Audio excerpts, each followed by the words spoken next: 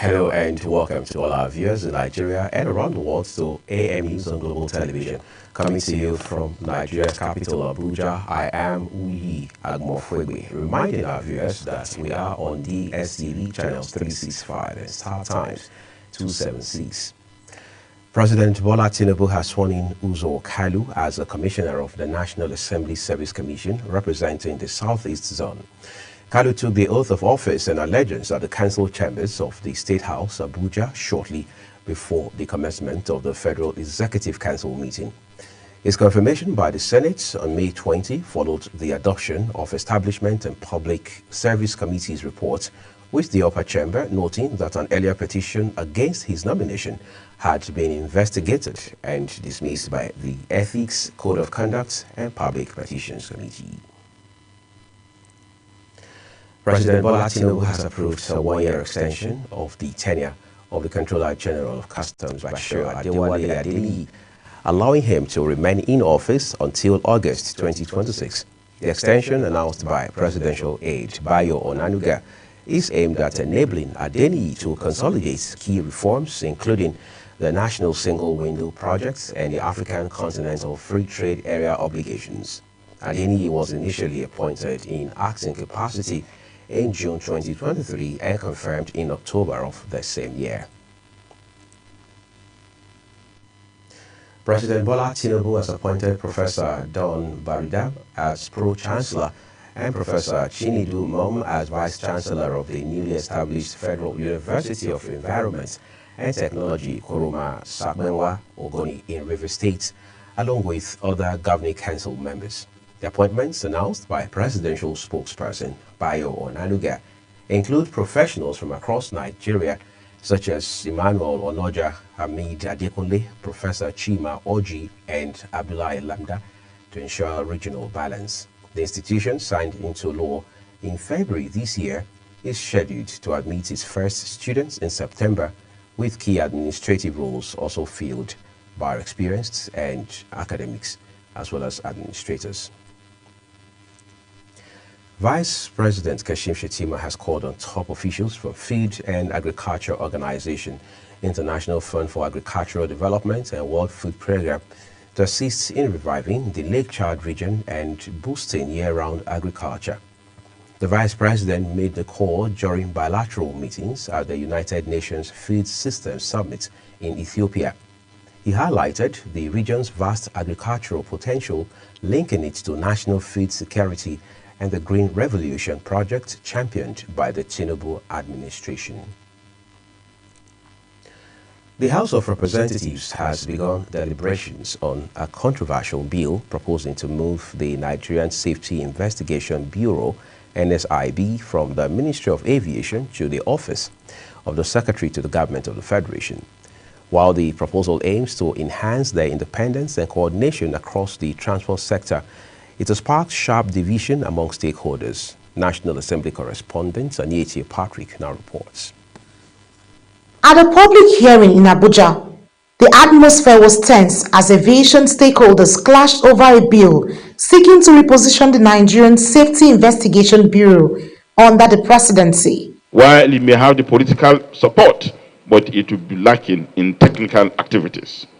This indeed may dilute, the word is may dilute its domain-specific responsiveness.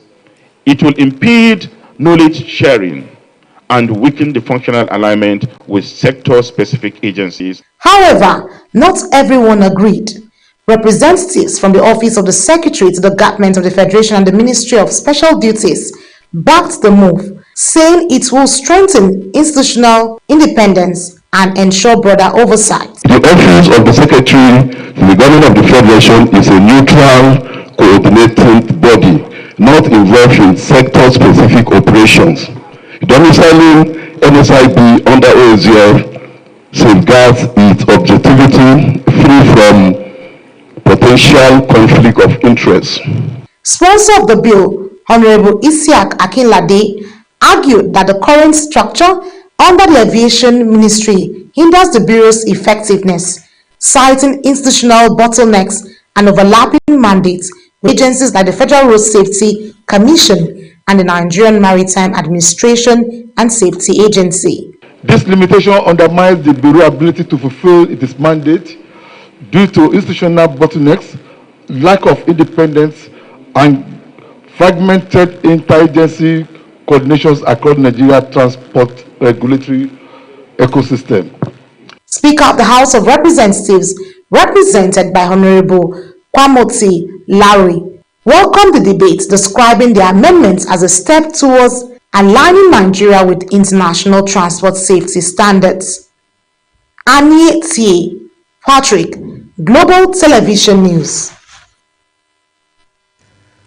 Some internally displaced persons, IDPs from various camps in Benue State, have thronged the Markadi-Lafia Federal Highway, blocking the road and preventing vehicles from moving in and out of the state.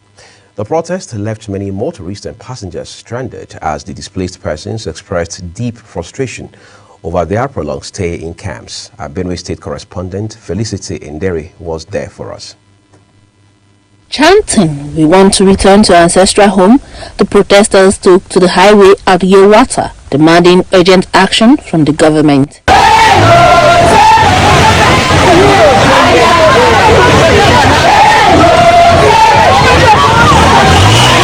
In response, the Benue State government has set an operational team to assess the immediate needs of IDP communities and provide targeted intervention. Governor Hyacinth Alia announced the formation of the team on Wednesday at the government house following the protests that blocked the Makurdi-Abuja highway. My attention was called to the unfortunate protest by some members of the IDPs at the mega camp over their welfare.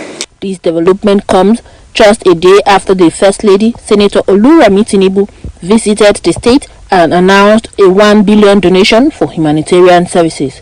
Governor Alia's remark were prompted by the growing demands of IDPs eager to return to their ancestral homes. And this is why we could not wait for even 24 hours to click before we set up the machinery to ensure that the donation of the First Lady went to the appropriate channel to the IDPs. It is not just for the IDPs at the international market. It is for all the IDPs in the state, and they have to be reassured that what is theirs must go to them. Later that day, the governor decorated 33 police officers attached to the government house who were recently promoted to new ranks. He charged them to redouble their efforts in securing Benue State and the nation. Those decorated include 1 assistant superintendent of police, 22 inspectors and 10 sergeants. Felicity Ndere reporting for Global TV News.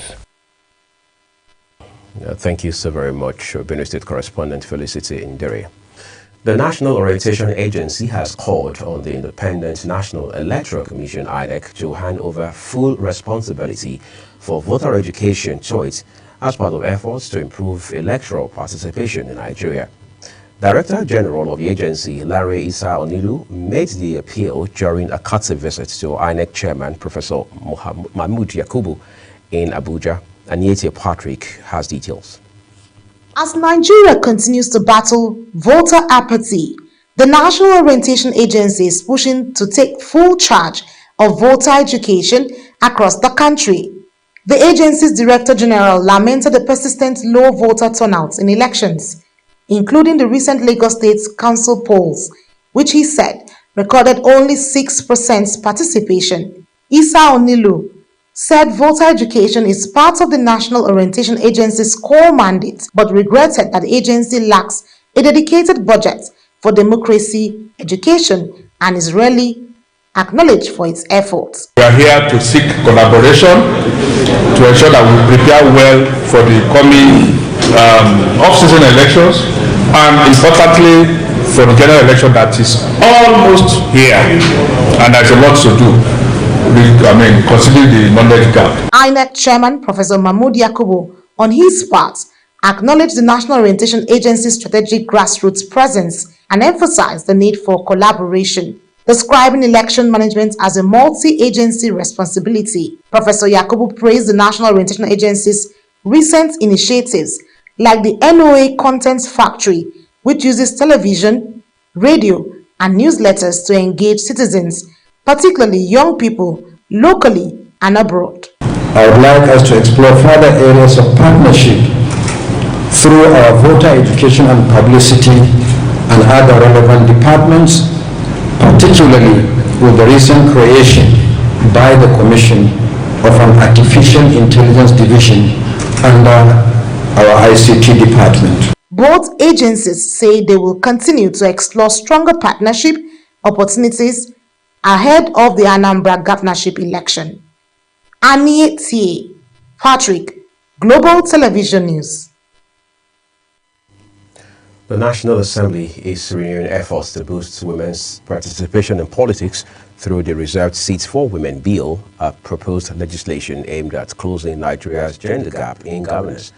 Again, National Assembly correspondent Annie Patrick takes it from here. Despite making up nearly half of Nigerians' population, women remain significantly underrepresented in politics. 14 state houses of assembly currently have no female members at all. The bill seeks to address this imbalance by creating one additional seat for women in both the Senate and the House of Representatives in all 36 states and the Federal Capital Territory. It also proposes 3 reserved seats for women in each state assembly, totaling 182 seats nationwide. Both chairpersons of the House and the Senate Committees on Women Affairs, Honorable Kafilat Ogbara and Senator Ireti Kingigbe, say increased female representation will drive development and tackle poverty more effectively. By increasing women's representation, we can ensure that their perspectives, their views, needs, rights are adequately addressed in policy formulation and implementation. So I advocate and call on all the women of this country to please go out, speak to the men, speak to everybody you can speak to get their support for these 74 reserved seats. The United Nations Development Programme and other advocates, including former lawmaker Benila, are also lending their voices to the push, urging grassroots mobilization to ensure the bill passes. Women currently occupy fewer than 5% of seats in the National Assembly. This isn't just a gap, it is a call to action. A call to dismantle structural barriers, disrupt the status quo, and build a more inclusive and just governance. If passed, the bill could make a major turning point in Nigeria's political landscape, giving women a stronger voice in decision-making across all levels of government. Annie T. Patrick, Global Television News. We appreciate your reporting, Aniete. You're watching the live broadcast of the AM News. When the rest of the broadcast returns shortly, United Nations accuses M23 rebels in Democratic Republic of Congo of killing scores of civilians. Details coming, plus business and sports stories on the other side of this break. Please do stay with us.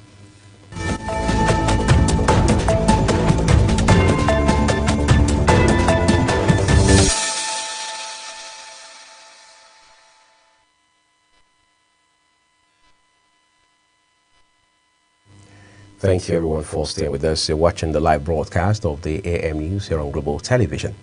The second part of this broadcast returns now with business. Members of the House of Representatives have affirmed their commitment to strengthening the nation's oil and gas value chain. Chairman of the House Committee on Downstream, Honorable Subaze Damu, stated this at a strategic meeting on Nigeria's economy and the petroleum sector. Ubongo Soro has details. In a renewed push to bolster Nigeria's economy and transform petroleum sector, industry leaders and government stakeholders have emphasized the critical role of collaboration and full implementation of the Petroleum Industry Act. Chairman, House Committee on Downstream, Honorable Sabas Adamu, says there is need for collaborative approach in order to strengthen the nation's oil and gas value chain, from transparency in product quality to the modernization of distribution system. I want to assure you that the National Assembly is not oblivious to these realities. We are particularly attentive to recent entry of Dangote into downstream distribution and the marketing, and its potential impact. The Chief of Defense Staff, General Christopher Musa, who was represented by the Director of Logistics at the Defense Headquarters, Rear Admiral Jonathan Maman, affirmed that the armed forces have increased security in the coastal areas. He emphasized that the Nigerian Navy and other security agencies are working around the clock to safeguard vital oil infrastructure in order to encourage investment and prevent revenue loss through illegal bunkering and piracy. We talk about your efficiency, though there is still room for more. We would like to talk about safety in your distribution system. The chairman of the Natural Oil and Gas Suppliers Association of Nigeria, Bennett Corey, called on Dangote Refinery to calm its interest in getting into the distribution of petrol products. According to him, the refinery's potential entry into distribution could disrupt existing businesses and lead to significant job losses across the downstream sector. So because of this, we just said, no, please don't go there. Don't go there. Concentrate on this thing you're doing. You're doing good. You are refining products, good, sell to the marketers, marketers sell to the end users, wonderful. Remove hand from this direct distribution. While challenges in infrastructure, regulations, and market structure persist, stakeholders say that unity among government, private sector players, and local communities remain key to driving the sector forward. Ubong Usoro for Global TV. The Nigerian National Petroleum Company Limited has confirmed its intention to raise additional funding to complete the rehabilitation of the Port Harcourt Refining Company and the other two refineries it operates, as it declared that the Port Harcourt Refinery is not for sale. Group Chief Executive Officer of the company, Bayo Ojulari, made the announcement during a company-wide town hall meeting at the company's towers in Abuja, ending weeks of speculation over the future of the country's most prominent state-owned refining assets. The federal government may rake in 796 billion naira annually from the introduction of a 5% surcharge on locally produced and imported petrol based on its new tax policy slated to take effect from January 1st, 2026. The 5% surcharge on refined petroleum products is contained in the Nigeria Tax Administration Act, one of 4 tax reform bills signed into law by President Bola Tinubu on June 26, 2025. However, consumers have opposed the move, stressing that the government had earlier removed fuel subsidies and now plots to impose a 5% surcharge on fuel without considering the harsh economic realities. On the foreign scene, the United Nations says M23 rebels in the Democratic Republic of Congo have killed at least 169 farmers and other civilians earlier this month. In the reports that its Human Rights Office shared, says the attack took place on 9 July in the Rushuru territory of North Kivu province. The United Nations also says the M23 had targeted suspected members of another rebel group, the Democratic Forces of the Liberation of Rwanda. United States Special Envoy to the Middle East, Steve Witkoff, has been holding talks with Prime Minister Benjamin Netanyahu in Israel as he tries to salvage stalling ceasefire efforts and alleviate the humanitarian crisis in Gaza. Gaza's Hamas-run health ministry says 91 people have been killed while seeking aid in the past day and 2 people have died of malnutrition. Meanwhile, the United States says it will impose sanctions on the Palestine's self-governance organization as well as the body that represents it on the international stage. In the meantime, despite new Israeli measures aimed at easing access, aid groups now report that current deliveries fall short of what is needed. The Israeli military says 220 trucks entered Gaza, less than half the daily number brought in during a recent ceasefire. The United Nations says most aid is being intercepted by desperate crowds. Over 1,000 Palestinians have been killed near distribution points since May, as residents lament chaos and violence around aid deliveries showcase and the scale of crisis, with many calling for safe, structured access to food. And now time to bring you some excitement from the world of sports. 5 players of the Nigeria senior men's cricket team, Isaac Ukbe, Elijah Olaleye, Salim Silau, Suleiman Runsewe, and Isaac Danladi are embarking on different foreign trainings to enhance their ability ahead of the 2026 International Cricket Council T20 World Cup qualifiers. The trio, Ukbe, Olaleye, and Silau, will be heading to Zimbabwe's domestic league from August 2nd to September 14, offering them valuable exposure to high-level competition, while Runsewe and Danladi are set to travel to South Africa for a high-performance training program, giving them the platform to fine-tune their skills ahead of the African qualifiers. All 5 players were involved as the Yellow Greens ended the Pearl of Africa T20 series in Uganda with a 6-wicket loss to Kenya on Sunday, marking the end of their adventure with just 1 win in 6 matches. And now time to talk soccer. The home-based Super Eagles were held to a 2-2 draw by Zanzibar in a pre-2024 African Nations Championship CHAN friendly.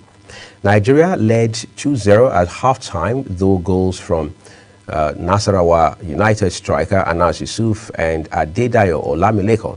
Zanzibar, however, fought back after the break to earn a share of the spoils. Emmanuel Michael and Adesuwa Osaboye have emerged champions at the 46th CBN Senior Tennis Championship held at the MKO Abiola Stadium in Abuja, thrilling fans with intense performances in the men's and women's singles finals. Michael defeated Prosper Okonkwo 7-5, 2-6, 6-3, while Osaboye rallied past Omotayo Blessing 3-6, 5-1, 6-4 to reclaim their respective titles. Representing the CBN Deputy Governor, Hakama Ali reaffirmed the bank's decades-long commitment to youth development and national unity through sports. And as it's on Global TV AM News, a quick reminder that we are on DSTV channels 365 and Star Times 276. Kindly follow us across all social media platforms using @GlobalTVNG as well as other handles as you now see on your screen. I am Uyagmo Fwegwe saying we are grateful for your time, and shortly it will be time to begin Global Morning.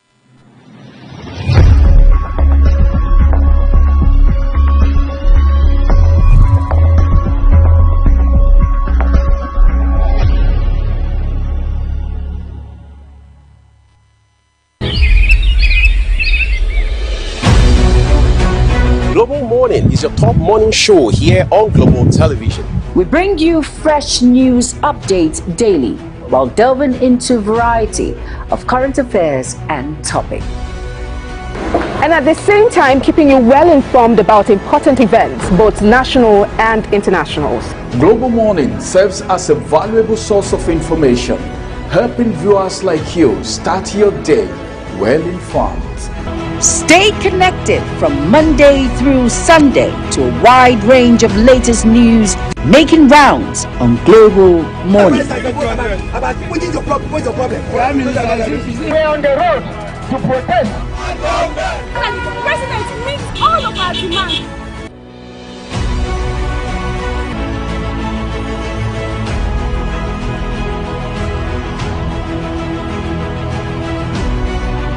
This is Global Morning.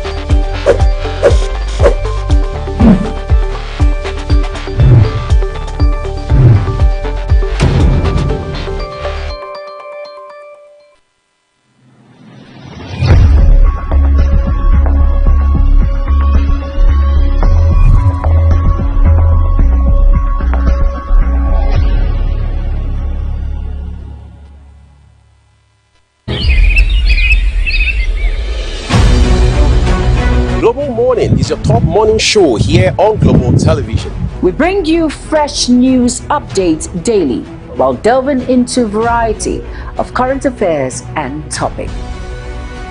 And at the same time, keeping you well informed about important events, both national and international.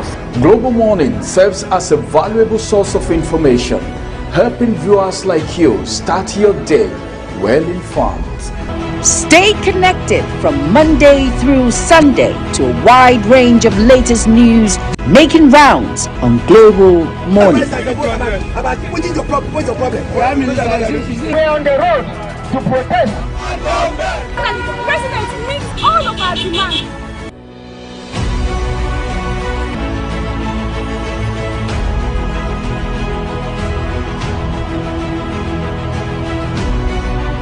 This is Global Morning.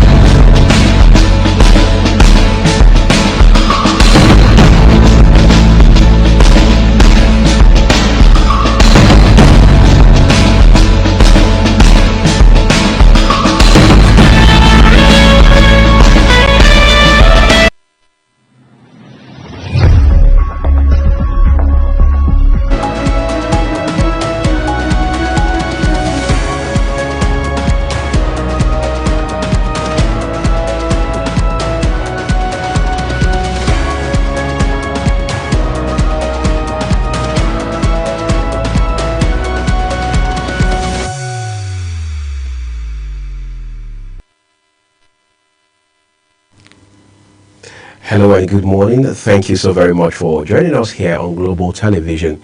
It's always a delight to welcome you to Global Morning. It's a Friday, the start of a weekend. You know what they say about the weekend? A good one, many people believe, begins on a Friday such as this. And as always, we're pleased to know that we're starting your weekend with you this great morning. For those who live in Nigeria's capital, Abuja, I mean, you can testify to the fact that it's been a rainy morning in some parts of the city, as well as other parts of the country. It's been raining all night. For those of us who make the effort and take the time to follow the weather, of course, it's no much of a surprise, given that all of the advisories and all of the updates about the weather, about where we're going with flooding, and all of the warnings have been there, whether it's from the Nigeria Meteorological Agency, NIMET, or from other relevant agencies of government. We've seen all of that happen. And then add to that the fact that Global Television continues to bring you weather updates on a day-by-day basis. So it means rather than put so much of energy bugging yourself about the weather, just take the time and plan your day. As I say, dress for the weather, all right, and then of course plan around the weather, so you have excuses for not pursuing your goals for the day. I'm Uyi Agmofwegwe. I've never been more delighted to have you here. This morning I'm going solo, all by myself, but we're still going to have a great time. It's going to be interactive, and we'll bring those big conversations in front of you. We understand that the strike by the National Association of Nigerian Nurses and Midwives enters its third day today. Yes, it started on Tuesday. We understand it's a 1 week, 7 day precisely warning strike following a 15-day notice which the association says it had issued to the federal government, which again, according to them, had not been responded to, a situation that left them no other option than to follow this route, these routes that they are on now, which is the industrial action. So we hope that in good enough time the government will respond, and then there can be a sit down, not just for the sake of talking, but to be able to put the issues on the table and then find, if you like, amicable resolution that will be in the overall interest of all parties involved. It's a shame, it's an embarrassment, and it's disturbing on a very, very extreme scale that, given the reports we're hearing, patients are being turned back from the entrance of hospitals. I mean, these are public health institutions, federal medical centers, teaching hospitals, health research institutes, just because you don't have nurses. And like Ramsey mentioned yesterday, when we say nurses, we're not just talking about a community of women health workers. There are also men who work in this, if you like, subsector of the health space. So it's very disturbing. It's concerning because we can't talk about a functional, robust, vibrant healthcare system in Nigeria without nurses. And if the reason the nurses are going to down tools is on account of welfare and investment in facilities, that means we have a lot of work on our hands to do. But again, are we living in denial, as it has been with many other sectors, critical sectors that is, in this country? Or is this just some honest mistake we are making with regards to health? We've taken a break from talking about how that immigration or migration for pursuit of greener pasture has driven, if you like, many of our health workers, health professionals away from the shores of our country. And now we have those who are going to strike for reasons I just stated a while ago. So we would have to, at this point, take our time, sit down, tell ourselves the truth, find some measure of sincerity of purpose to be able to address many of these issues. We have been making efforts very frantically to be able to speak to one of the leaders in this association, one of the nurses leaders, to help us highlight what the real issues are, what the pattern has been, and what must be done to find, even if not a definitive solution to this problem, but at least alleviate it to a point where people can breathe. The health workers themselves, patients, their families, their loved ones, and all of those who use the public health system. in this country. All right, it's quite interesting. Several things we want to talk about on the program today, but we're taking a break now so we can look at the papers for you, and then we'll put the rest of the show on the road.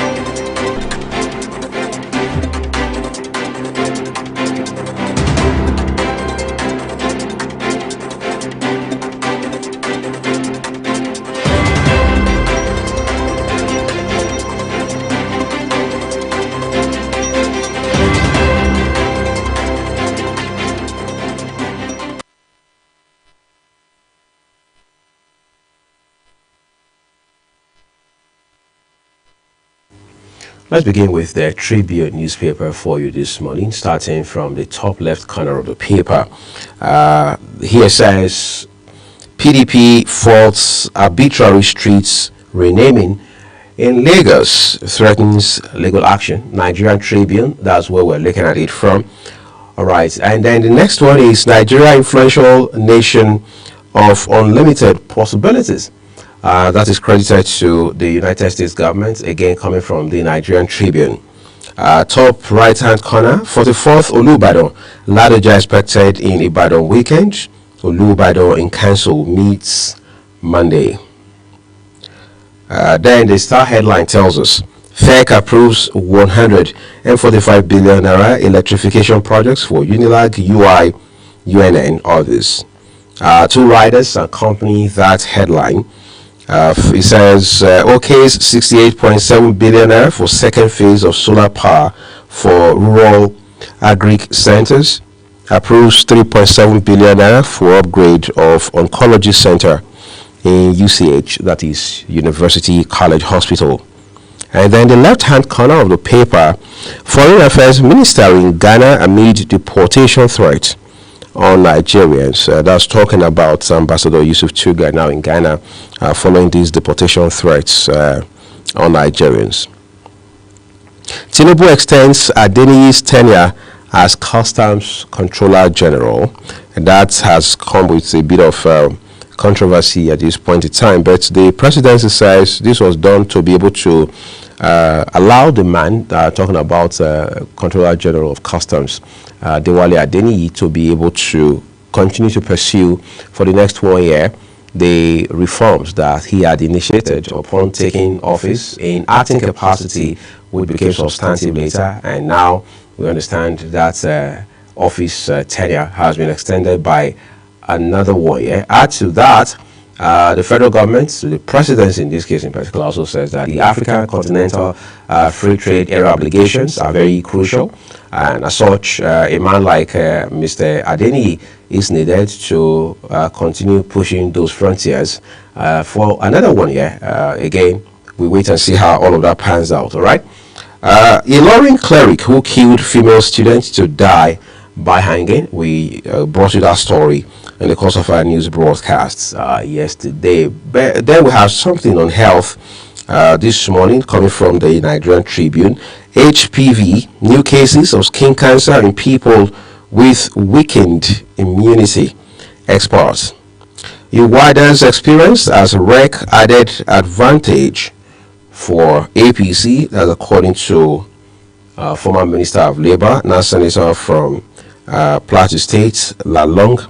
We want better salaries, not loans, ASU tells federal government.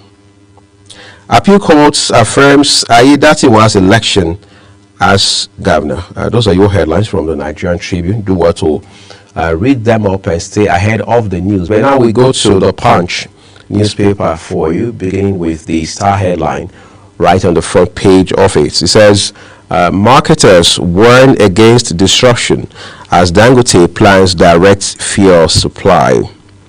What does the writer say? It tells us Nogasa Petron tackled Dangote. Petrol surges to 870 naira per litre at private depots amid feud. And then adjacent the nameplates with a picture of Minister of State for Foreign Affairs, Ambassador Bianca Ojukwu. Nigeria, Ghana hold talks over anti-Nigerian protests. Those talks are very crucial, no doubt about it. Government's FX windfall crashes 73% to 589 billion naira in first half of 2025. Government's foreign exchange windfall crashes 73% to 589 billion naira in first half of this year. 2027, defections stir tension as APC, ADC lock horns. And then we'll break it down a little. Nigeria needs new constitution, not amendments.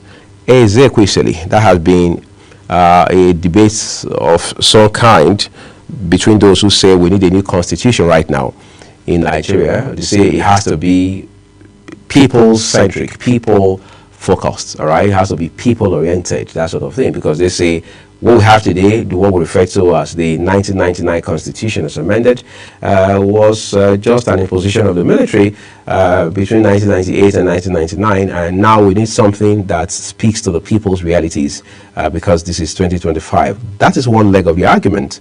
The second leg is that if we have not been able to drive the engine, the mechanism of the rule of law, all right, given the provisions in the Constitution as it currently is, it means we are only asking for more than we can chew. But let's be careful what we bite, though. All right, more headlines coming from the Punch newspaper this morning. Nigeria needs new constitution, not amendments. Again, you can go read those details on page 3 of the Punch newspaper today. Recovery ongoing in 1.3 trillion naira, CBEX Ponzi collapse. That's according to the Economic and Financial Crimes Commission, EFCC. Ondo, ADC vows to challenge Aiyedatiwa's appeal court victory. Let's see how that pans out for them. How suspected ritualists dismembered my 16-year-old son, Ogun driver. You can imagine that coming from a father. You're reading it just sends jitters down your spine. How suspected ritualists dismembered my 16-year-old son. All right. Oyo budget hits 984 billion naira after 299.8 billion naira supplementary bill. Those again are details you can find on page 29 of the Punch newspaper this morning. We're going to turn away from the Punch now and bring you headlines from the Daily Trust. With the Daily Trust, there are 3 headlines just immediately beneath the name masts of it. From top right, it has a kicker here that tells us strike, government nurses meet today. Yeah, sounds like an amazing way to end the weekend or the work week, and hopefully it's not deadlocked and then we're able to find a resolution. Niger takes federal government to court over 13% derivation. That's coming from Niger State, this time not even a state from the Niger Delta. Says Niger takes federal government to court over 13% derivation.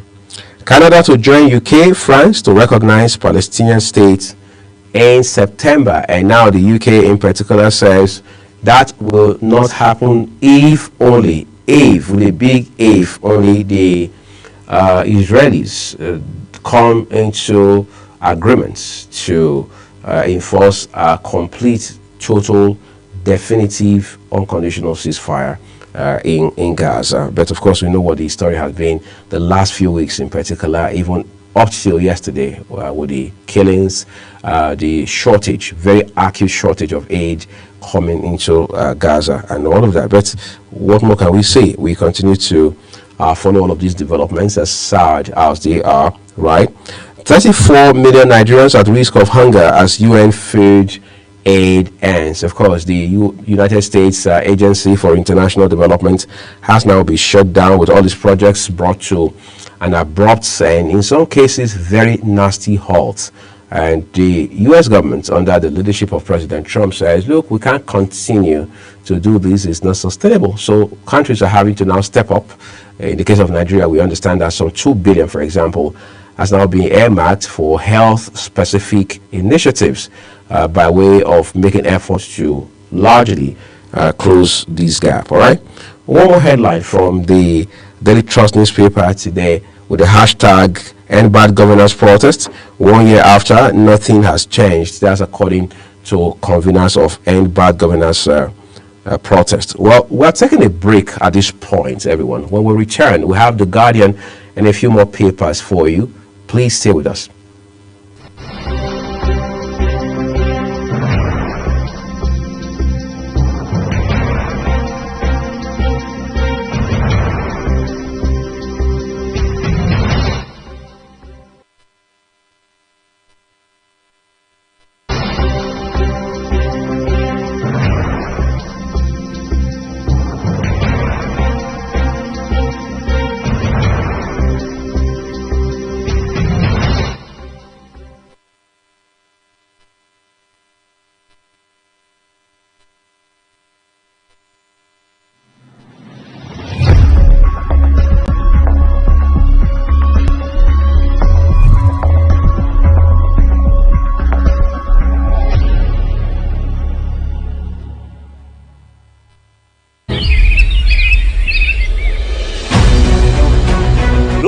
Is your top morning show here on Global Television.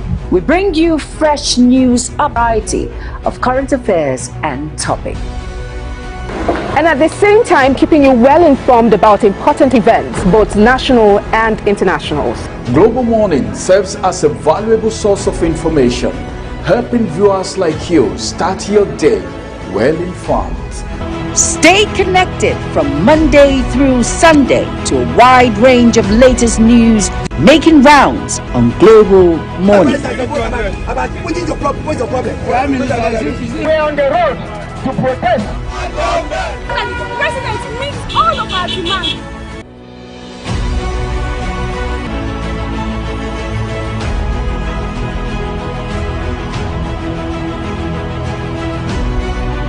This is Global Morning.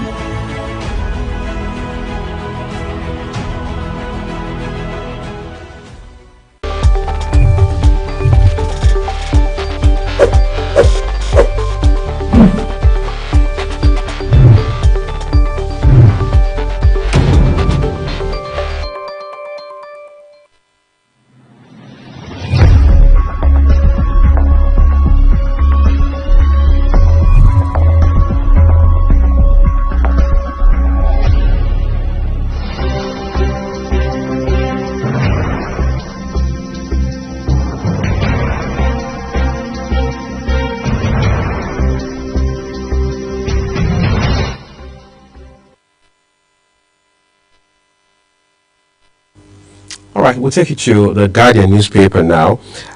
Again, three headlines just immediately beneath the name mast. Top left with a picture of Minister of Health and Social Welfare says a call of strike for negotiation. Presidency reps tell health workers.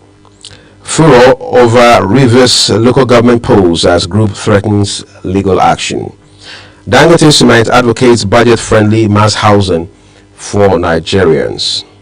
Read up those details on page 3 of the Guardian newspaper today. Again, we have a kicker here. 2026 World Cup. Uncertainty for FIFA soccer fans over Trump's America First policies. Tinubu rallies governors to drive reform gains despite hardship, discontent in state. 2027, PDP rejects Tinubu's endorsements, berates Atiku, others over ADC coalition. Appeal court upholds Ayedatiwa's election as Ondo governor. Tension as bandits dismember 2 teenagers in Kogi. Quite sad. More defections, leadership crisis unsettle PDP ADC ahead of 2027 polls. Concerns as bank charges customers for accumulated USSD debts. 74% of children in detention homes are awaiting trial, reports declares. As a sad development, which you can read up on page 7 of the Guardian newspaper today. But where do we go from here? We'll go to the New Telegraph newspaper for you now. We begin with the star headline. Again, here says Tinubu plans financial support for 8.8 million persons at grassroots level. Presents initiative for the economically active at NEC. FEC okays 68.7 billion naira for varsities, hospitals, rural businesses, electricity. Then it says further 919.1 billion naira for Lagos, Kano, Port Harcourt airport projects. Concession of Enugu Airport to private sector for 30 years on pages 2, 3, and 6. Alright, left-hand corner of the front page, 2027, we are not party to Tinubu's endorsement, Kano PDP. Slams Atiku orders for joining ADC. Dine Melaye quiz PDP, cites party's lack of potency. And then more headlines coming. Scientists to study Nigeria's okra melon during NASA's space mission. And as we take things further down now, strikes, FG approves policy to regulate trade unions. Is that a ploy to regulate or another plot to stifle the voices of trade unions? And Niger State sues federal government's demands inclusion in 13% derivation. And then lastly, on the foot page, on the foot of the page, dogs can detect Parkinson's disease years before symptoms. Study. That's interesting. Quite incisive and inspiring all in one right there. All right. And then we go ahead now to look at one more paper before we take a break again. Is the Nigerian News Direct. This time, the star headline, Nigerian News Direct. State governors declare emergency on Nigeria's education crisis. Over 200,000 qualified teachers needed nationwide.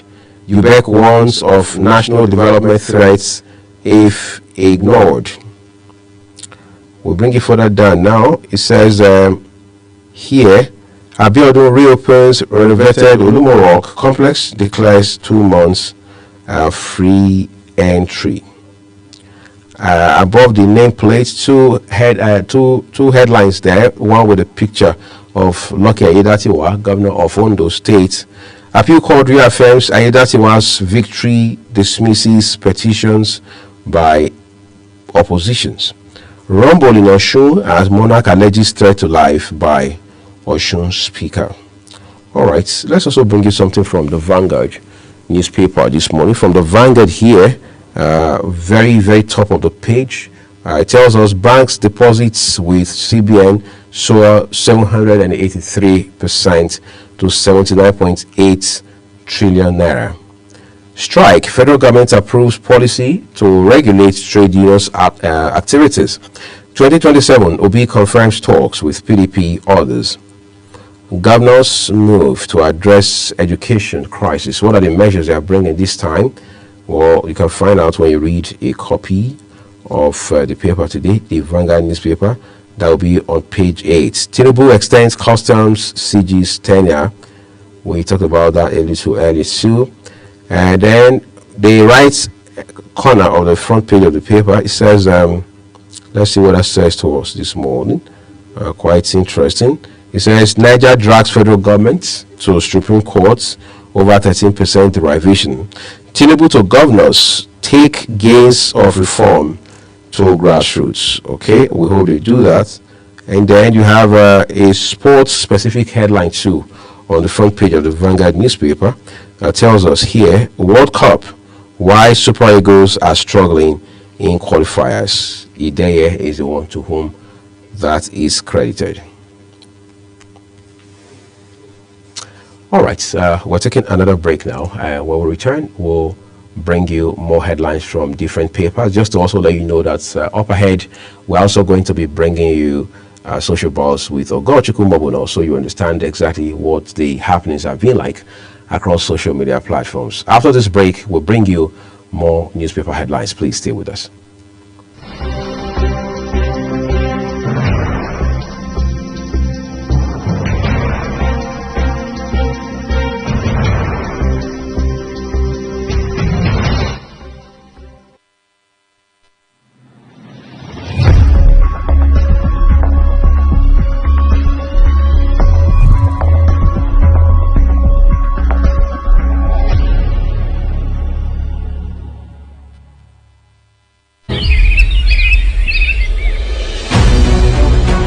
Global Morning is your top morning show here on Global Television. We bring you fresh news updates daily while delving into a variety of current affairs and topics. And at the same time, keeping you well informed about important events, both national and international. Global Morning serves as a valuable source of information, helping viewers like you start your day well informed. Stay connected from Monday through Sunday to a wide range of latest news making rounds on Global Morning. What is your problem? What's your problem? We're on the road to protest. The president meets all of our demands.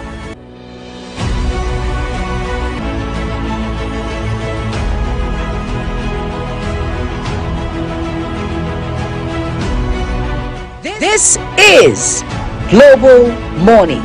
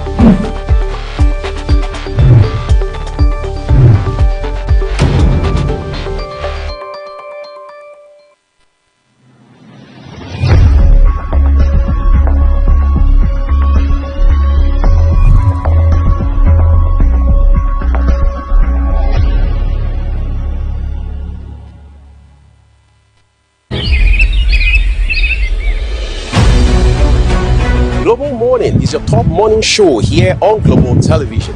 We bring you fresh news updates daily while delving into a variety of current affairs and topics. And at the same time, keeping you well informed about important events, both national and international. Global Morning serves as a valuable source of information, helping viewers like you start your day well informed. Stay connected from Monday through Sunday to a wide range of latest news making rounds on Global Morning. What's your problem? We're on the road to protest. And the president meets all of our demands.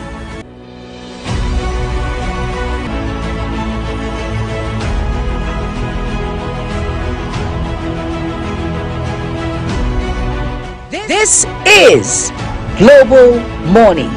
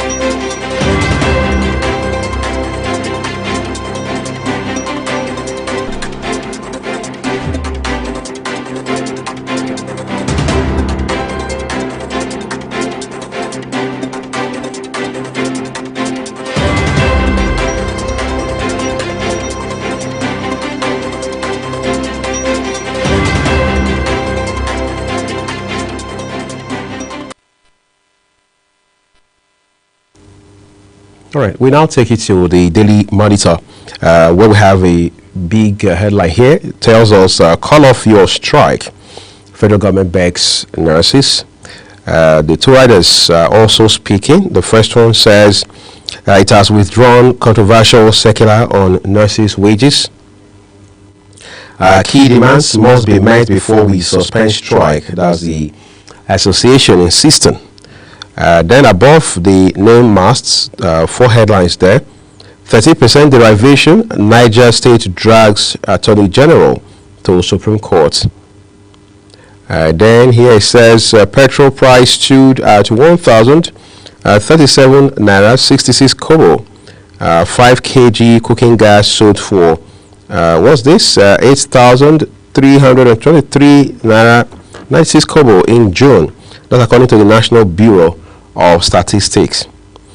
Manufacturers Association of Nigeria tasks federal government on reforms to boost local industries. 2027, PDP's boasts empty, mere illusion. That's the All Progressives Congress speaking. Page 4 is where you have those details. No cause for alarm over Ghanaians' anti-Nigerian protest, says Ojukwu. Is that just a matter of giving hope to Nigerians, or have the issues that gave rise to the protest in the first instance now been amicably resolved? Tinubu tasks governors on citizens' welfare grassroots development, with a rider urges governors to work closely with federal government to drive economic development in rural communities. All right, grab a copy of the Daily Monitor and read all those details for yourself as we now take you to the New National Star. Here with 3 headlines beneath the nameplate.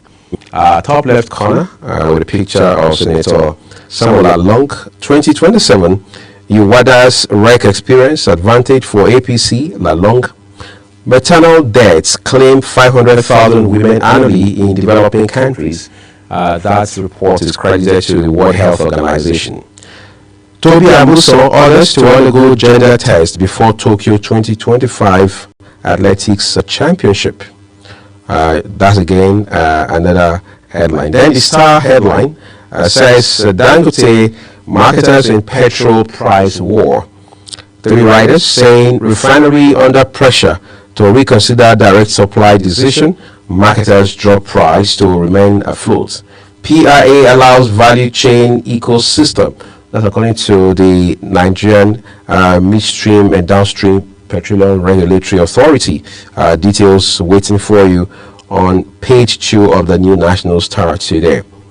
Nurses strike. Federal government bows to pressure. Withdraws controversial circular on wages.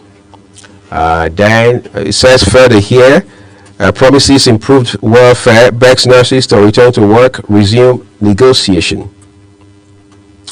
And then at the bottom, demands, it says reps demand transparent CNG policy implementation. Nigeria Governors Forum demands urgent reform in primary education system. And then what more do we have here? Lastly, UNICEF donates 3,700 kits to pregnant women in Borno. All right, read up the details when you pick up a copy of the New National Star today. As we now take you to the Daily Times newspaper, where we begin above the nameplates, a headline here with a picture of Zamfara State Governor Dauda Lawal. Insecurity, Zamfara residents beg for federal government's intervention. Star headline, federal government approves 919 billion naira for airport upgrade. UWADA can't win election in Plateau Group. Customs laments attacks on officers, seizes 95.7 million naira smuggled fuel. CNG policy targets economically viable alternatives. That's the Speaker of the House of Representatives. Edo PDP demands redeployments of resident electoral commissioner, electoral officers ahead of by-election. Then it says e-call-up enforcement. Lagos State government registers over 10,000 trucks. Apparently, we're making some progress on that front. But when you look at the front page of the Daily Times newspaper this morning, you also see that here you have Ambassador Bianca Ojukwu here, of course, again, with regards to all of the moves she's making by way of diplomatic interactions. But let's move on to our next paper now, the First Daily. All right, let's see what the First Daily has. Used to be the First News, but now the First Daily. I just sent the nameplate. Tells us average petrol price hit 1,037 naira per litre. That is a report put together by the National Bureau of Statistics. Zelensky demands regime change in Russia at Helsinki Peace Forum. Army can't house 13,000 new recruits due to poor funding.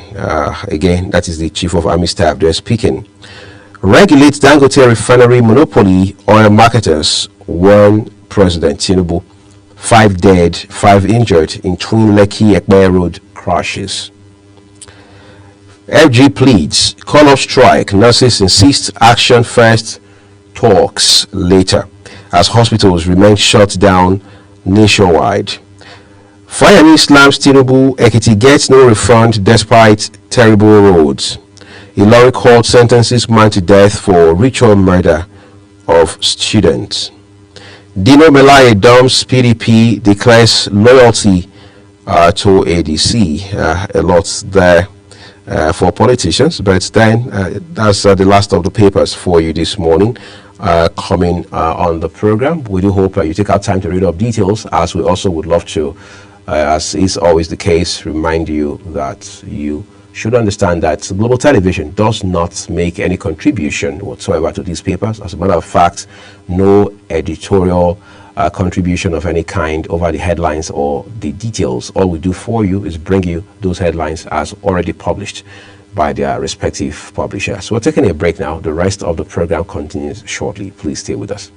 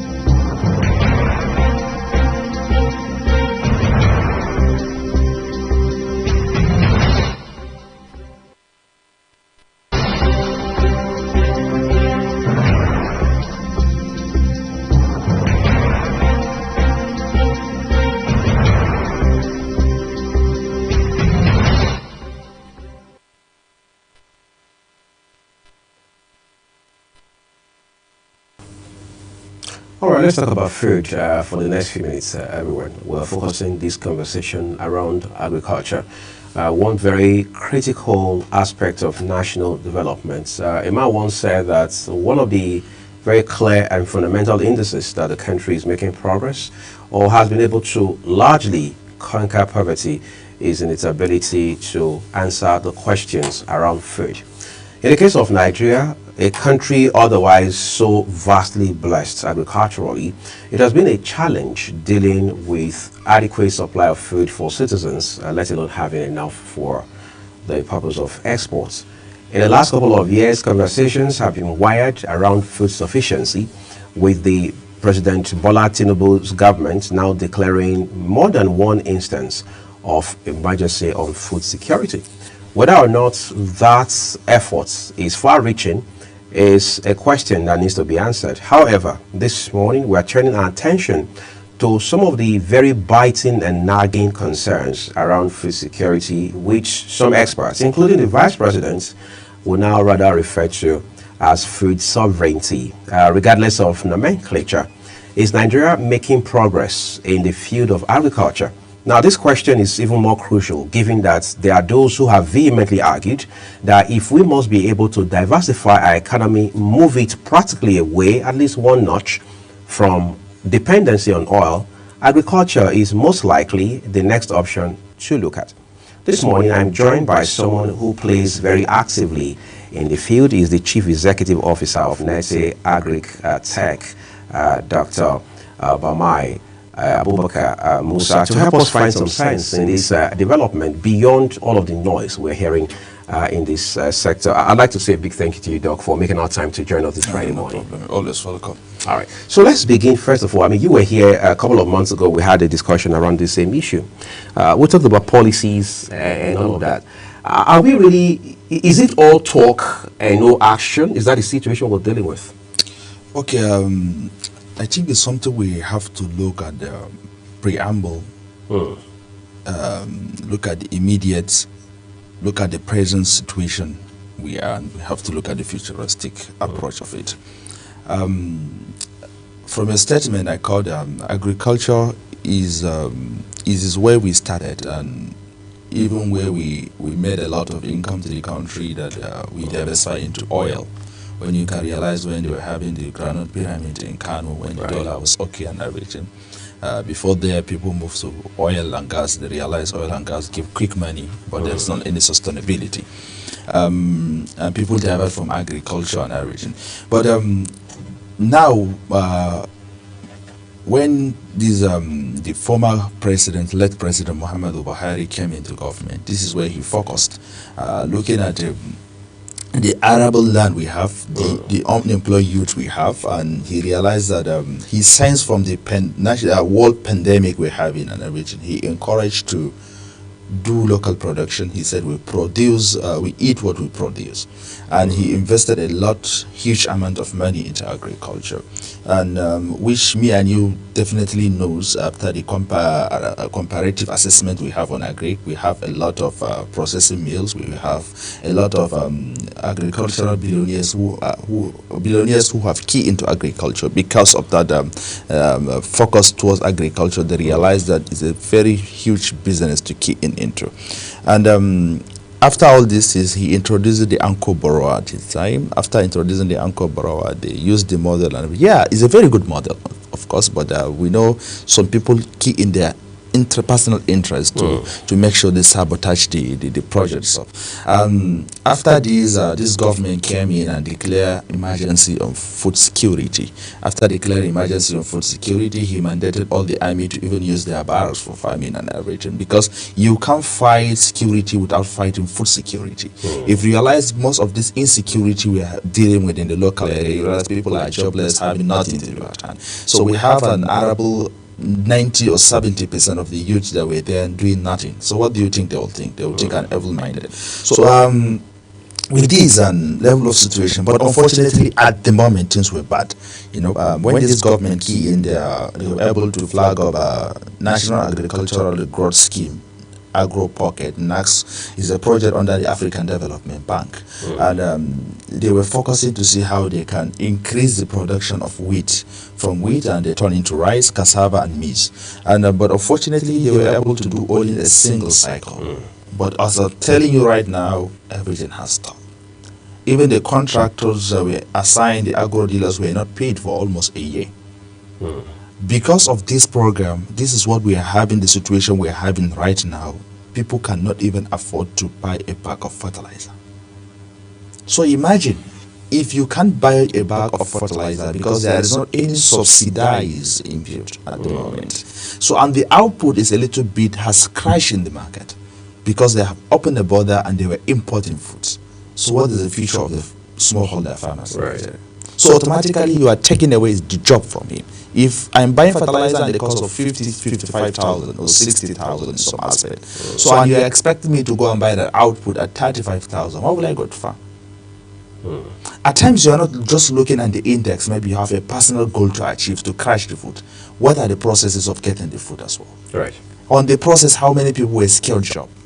If you said today you just jump at the output end goal, what are the other process? Where will they be? At least in a local government, you can go to my area, you'll find that a lot of youthful people are moving to the farm because they realize this is where they can earn. That's why you see farmers are buying cars, farmers are buying motorcycles and everything, and they don't even care what government will do. What they were interested in, they know if they finish farming, an off-taker is at their farm. Some people even paid off-fronts. Right. To pick up. So there's guarantee. There's guarantee there. So, but now that there is not even the guarantee, people are not even coming to buy anymore. So what do you expect? I need to ask you this. Fertilizer it's a very big conversation when you talk about farming, when you talk about agriculture.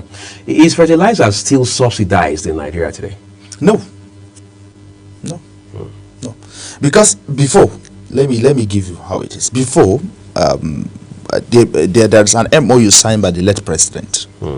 There's an MOU signed between Nigeria and Morocco for bringing in these fertilizers, chemicals, at the subsidized rate given to the blenders directly. So they have a sort of an MOU between the NSIA.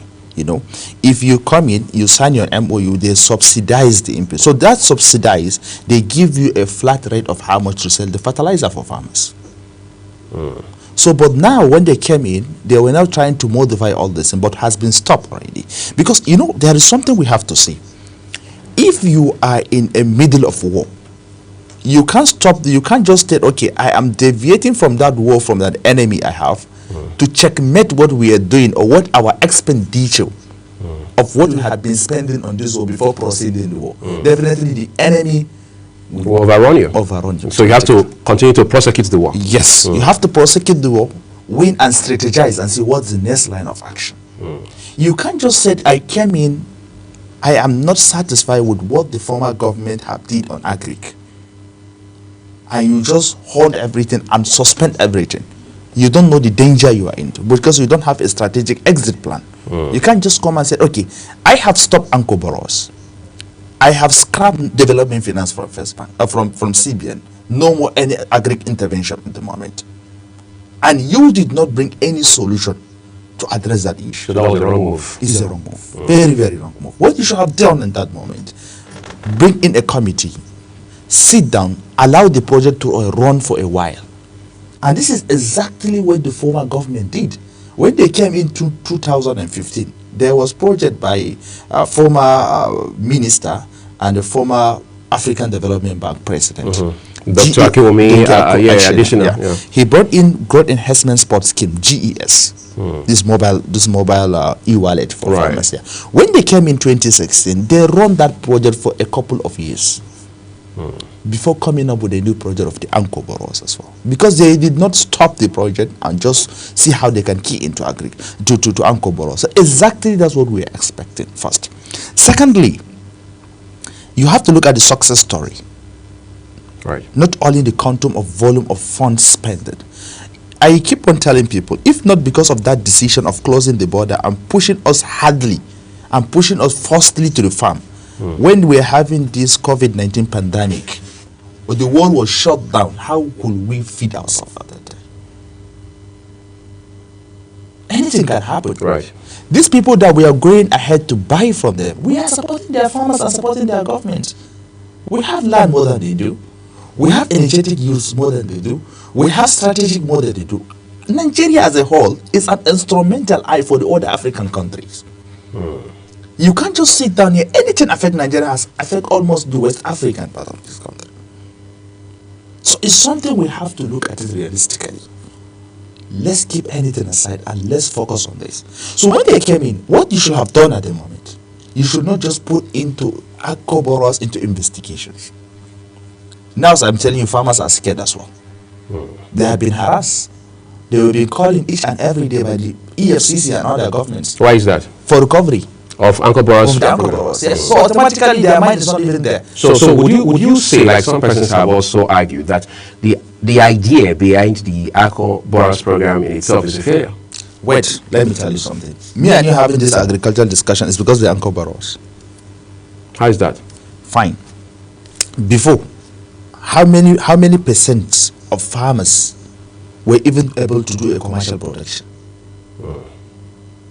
How do you think, if not a country like Nigeria, you were trying to want this to happen in one day? It's a strategy. For example, as a president, I can budget 5 trillion to agriculture, but I should not be expecting outputs or immediate return of investment in the next 5 years. So you have to project. You have to project. It's not an immediate. At least, turning the mindset of people to even go back to the farm, it costs a lot. It's not a free. It is called a learning process. You can't just wake up a day and tell you to go back to the farm. I have to justify why you should go back to the farm. And there has to be an investment made. Of course, for that. If there is not an investment made, before, how did they even do? They were calling people to come and collect the loan without a single collateral. People are not coming. Why is that? Is it because there is this apathy against farming? No. People have to even understand the model itself. In the first place. Because everybody is scared of what is called loan. Why will I go and collect loan for? Something that I don't have even certainty and sure of it. So to someone to take that boldness to even come ahead to say, I am ready to even acquire this loan, to go and even practice that farm. You have to give this guy a national honor because he has taken the boldness to do that. To even pick the risk and interest on this. When they come in, most of us are just depending like this. We depend on invitations. People do not even know the farming skills. People were just talking. Most of the smallholder farmers we do, they farm for just a local consumption. At least let them have 1-2 bags that can sustain their family for the whole year. It's okay for them. Because they are not even interested in selling the output. Because there is not anything like profit. So immediately when they came in, we have to look at other countries at case study. Go and see the budget of how much Brazil was spending when it comes to agriculture before achieving what they have achieved now. To even we're running for them to go and take a technical knowledge, technical transfer from them. One government after another. One government after another. And they did not see how much we're spending because they wanted to achieve, because they know it's a try and error. This is called farming. It's a try and error. You can't be said, I put in my money now and I have to sure get this money. When you put in your money, how many things will do you do that? Dangote has invested in agriculture. Boa have invested in agriculture. Mangal has invested in agriculture. Most of these key banks have now taken agriculture as priority part of their incomes. Are we seeing the results? The result is there. You can't say we're not seeing the result. Let's say, for example, when they came in, we don't have a single direction towards agriculture. Policies are not even tailored to rural agriculture. But now, as I'm telling you, even government at the point, if they have continued with this funding, they will take to a point that they will even stop the funding. But private sectors that invested in agriculture will they have to personally finance the project itself. Ask me why. Because I have invested billions of naira on establishing a rice mill. I need a product. I have to need a produce so that I can mill and sell it out to the market. Even without single financing, rather than this investment I did, to be sustained, no matter how it is, I have to go and look for local smallholder farmers to do an input finance. From the way you're sounding now, I'm beginning to be concerned. Maybe that's the same sentiment for our viewers about how that, with all of these challenges, you are forced to ask, how well are we doing with regards to agri-related exports? Okay, the demand is very high. You can't even, you did not even reach to your local demand. How will I be even looking at the export as well? Right. But we have some commodities that we export, which we don't have the local demand here. Look at cocoa. We export cocoa. We exported yam. And we'll bring back chocolate. And we bring back chocolate. We exported yam. Right? If you look at some other commodities we have across, we do export of it. But we have some other crops that we locally need. The demand was very high at home. Rather to even export, we import it. As of last few years, a farmer is at his farm, people from flour mill will come in. People from the animal fields from the south will come into the north to come and book ahead. If I have seen you as a friend of mine have farmed 3-5 bags and you're able to sell that 5 bags in the millions of naira, the next year I'll be the first person to even go to the farm more than you do. First. Secondly, it's only agriculture was allowed for all civil servants to practice. Without conflict of interest? Without conflict of interest. Right. Thirdly, we have a lot of universities across that have an arable hectares of land that we can force them and look at input or look at a co-funding strategy for them to go back to their farms. We have a lot of barracks that have a lot of hectares of land that can key into farms. We have a lot of youths that these youths that people were saying, youths are not this, is something that we have to look at it. You have to see this as a time bomb. These youths were there. What they just need is a single little mentorship. They will deliver. Give them the mentorship, they will deliver. We're going to talk about youth soon, and then we'll also see what the nexus, the correlation between the universities and the industry, that is the farming space, really is like. Well, let's talk about Niger State. I mean, we are in Abuja, Nigeria's capital. Niger State is our neighbor here. Governor Bago has been hailed as the farming governor, the farmer governor, and all of that. We see all of the work he's doing, amazing efforts regarding agriculture. Do you think that is a shining example or a model for other governors to follow? A lot of governors are following. It's just that Bago is ahead of them in the media space. A lot of governors. So he showcases his work more than other people. If you go to Jigawa, you'll be amazed with what the governor is doing in Jigawa. Almost all the sectors. If you travel down to Yobe, you'll see what the governor was doing. If you move to Bayelsa, you'll see what he has mandated all his local government chairmen. Regarding farming. Regarding farming, it's a challenge. If you go to Cross River, they have did so. Move to south, is in Ogun or southwest, where this Minister of Information was coming in. He did a demonstration farm using the AI technical strategies and everything. He has gotten a very good yield. So this is showing you all the governors and everybody have realized agriculture is a critical sector that they have to work towards it. Before you go to the Ministry of Agriculture, to even get a single farmer's database is a problem. Why do we have that kind of bureaucracy that seems to drive down development in agricultural space? Okay, I keep on telling people, even we the agricultural experts, and activists aside, we put more pressure on the national, not looking at tailor it down there, which is a very big barrier. To the grassroots. To the grassroots. At times you find out that we keep on chasing a lot of big fish, not going down to the people. Maybe they may even give you the listing. I was opportune to be part of some government projects. When I sat down with them, I realized that they couldn't even understood where did they even wanted to move. Because if you did not work on your data, no matter how it is, you can't achieve whatever you wanted to do. So some of the agricultural ministries at the state level were just dormant on their own. So at times they need a creative innovations, where we put them on the track record to achieve what they wanted to achieve. So I was opportune to be in Bayelsa. I traveled to Bras, Nambem, and other places. I was surprised.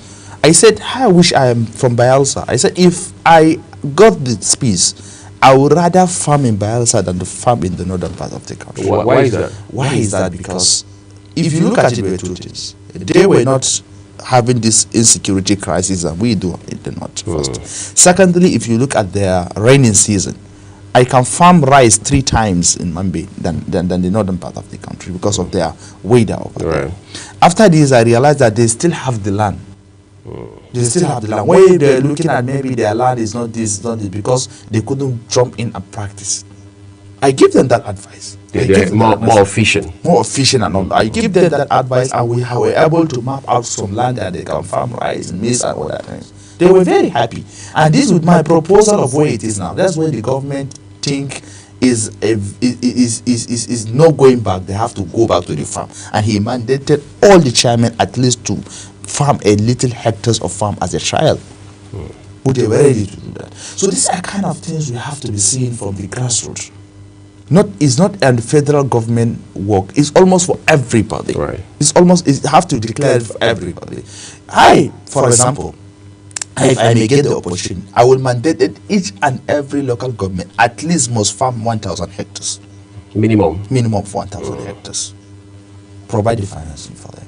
If it is contact funding to it, anybody that did not do that, I will not send him this.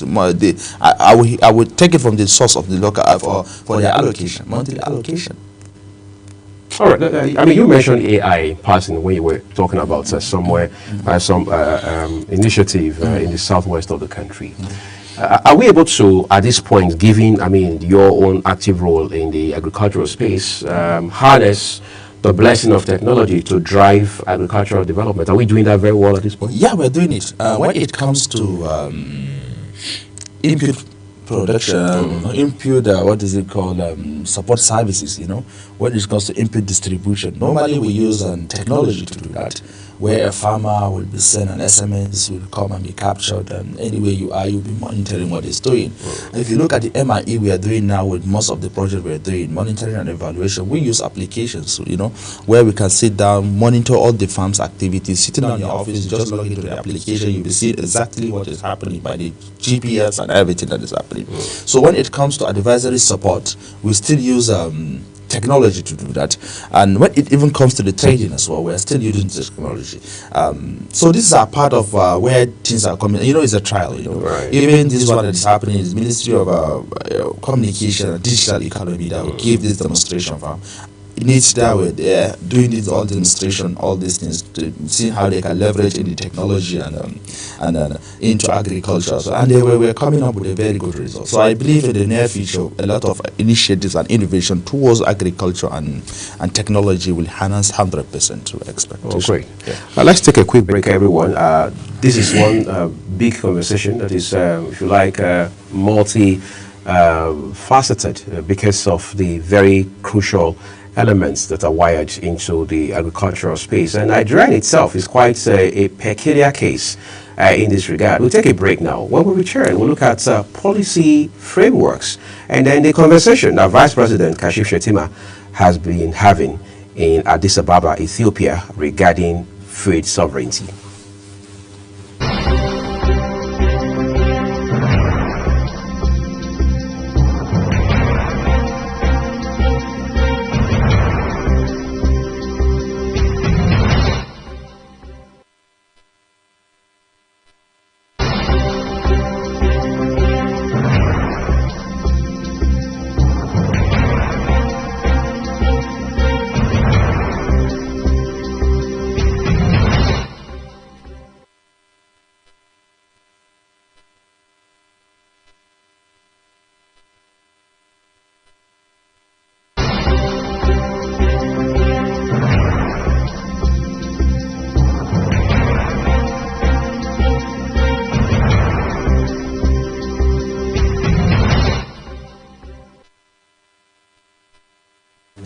All right, thank you everyone so very much for staying with us. So Doc, I'm just going to ask you this. As of today, records show that Nigeria, in the manner of speaking, produces tens of thousands of graduates within the agricultural department, the Department of Agriculture or Faculty of Agriculture.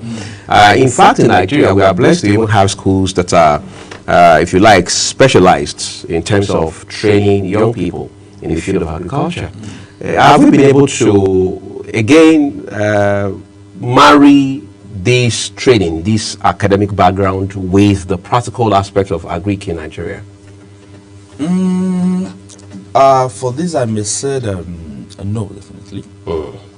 Because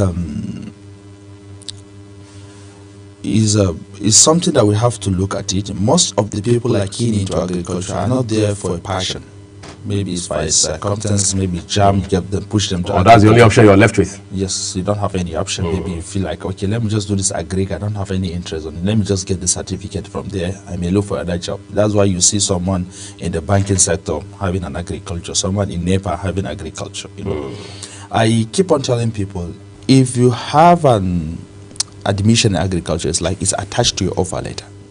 It's left to you to decide whether to join in or not. But before, you know, as I told you earlier on, it's something that, okay, you study agriculture and I see you as my mentor, but I haven't seen anything. You know, youths of this and this. Everybody is looking for a very good life, you know, at least to have a very good life, at least have a car, do this, enjoyment and all this. I realize that the agricultural sector is not doing nothing. All of them is like, my father is an agric, what I know is just a team, just maintaining his life in a low key. And so these are kind of things people are not even looking at. Agriculture itself is so juicy, you know. So, but what we have to be doing with little improvement, people realize that agriculture, there is a lot of money in it.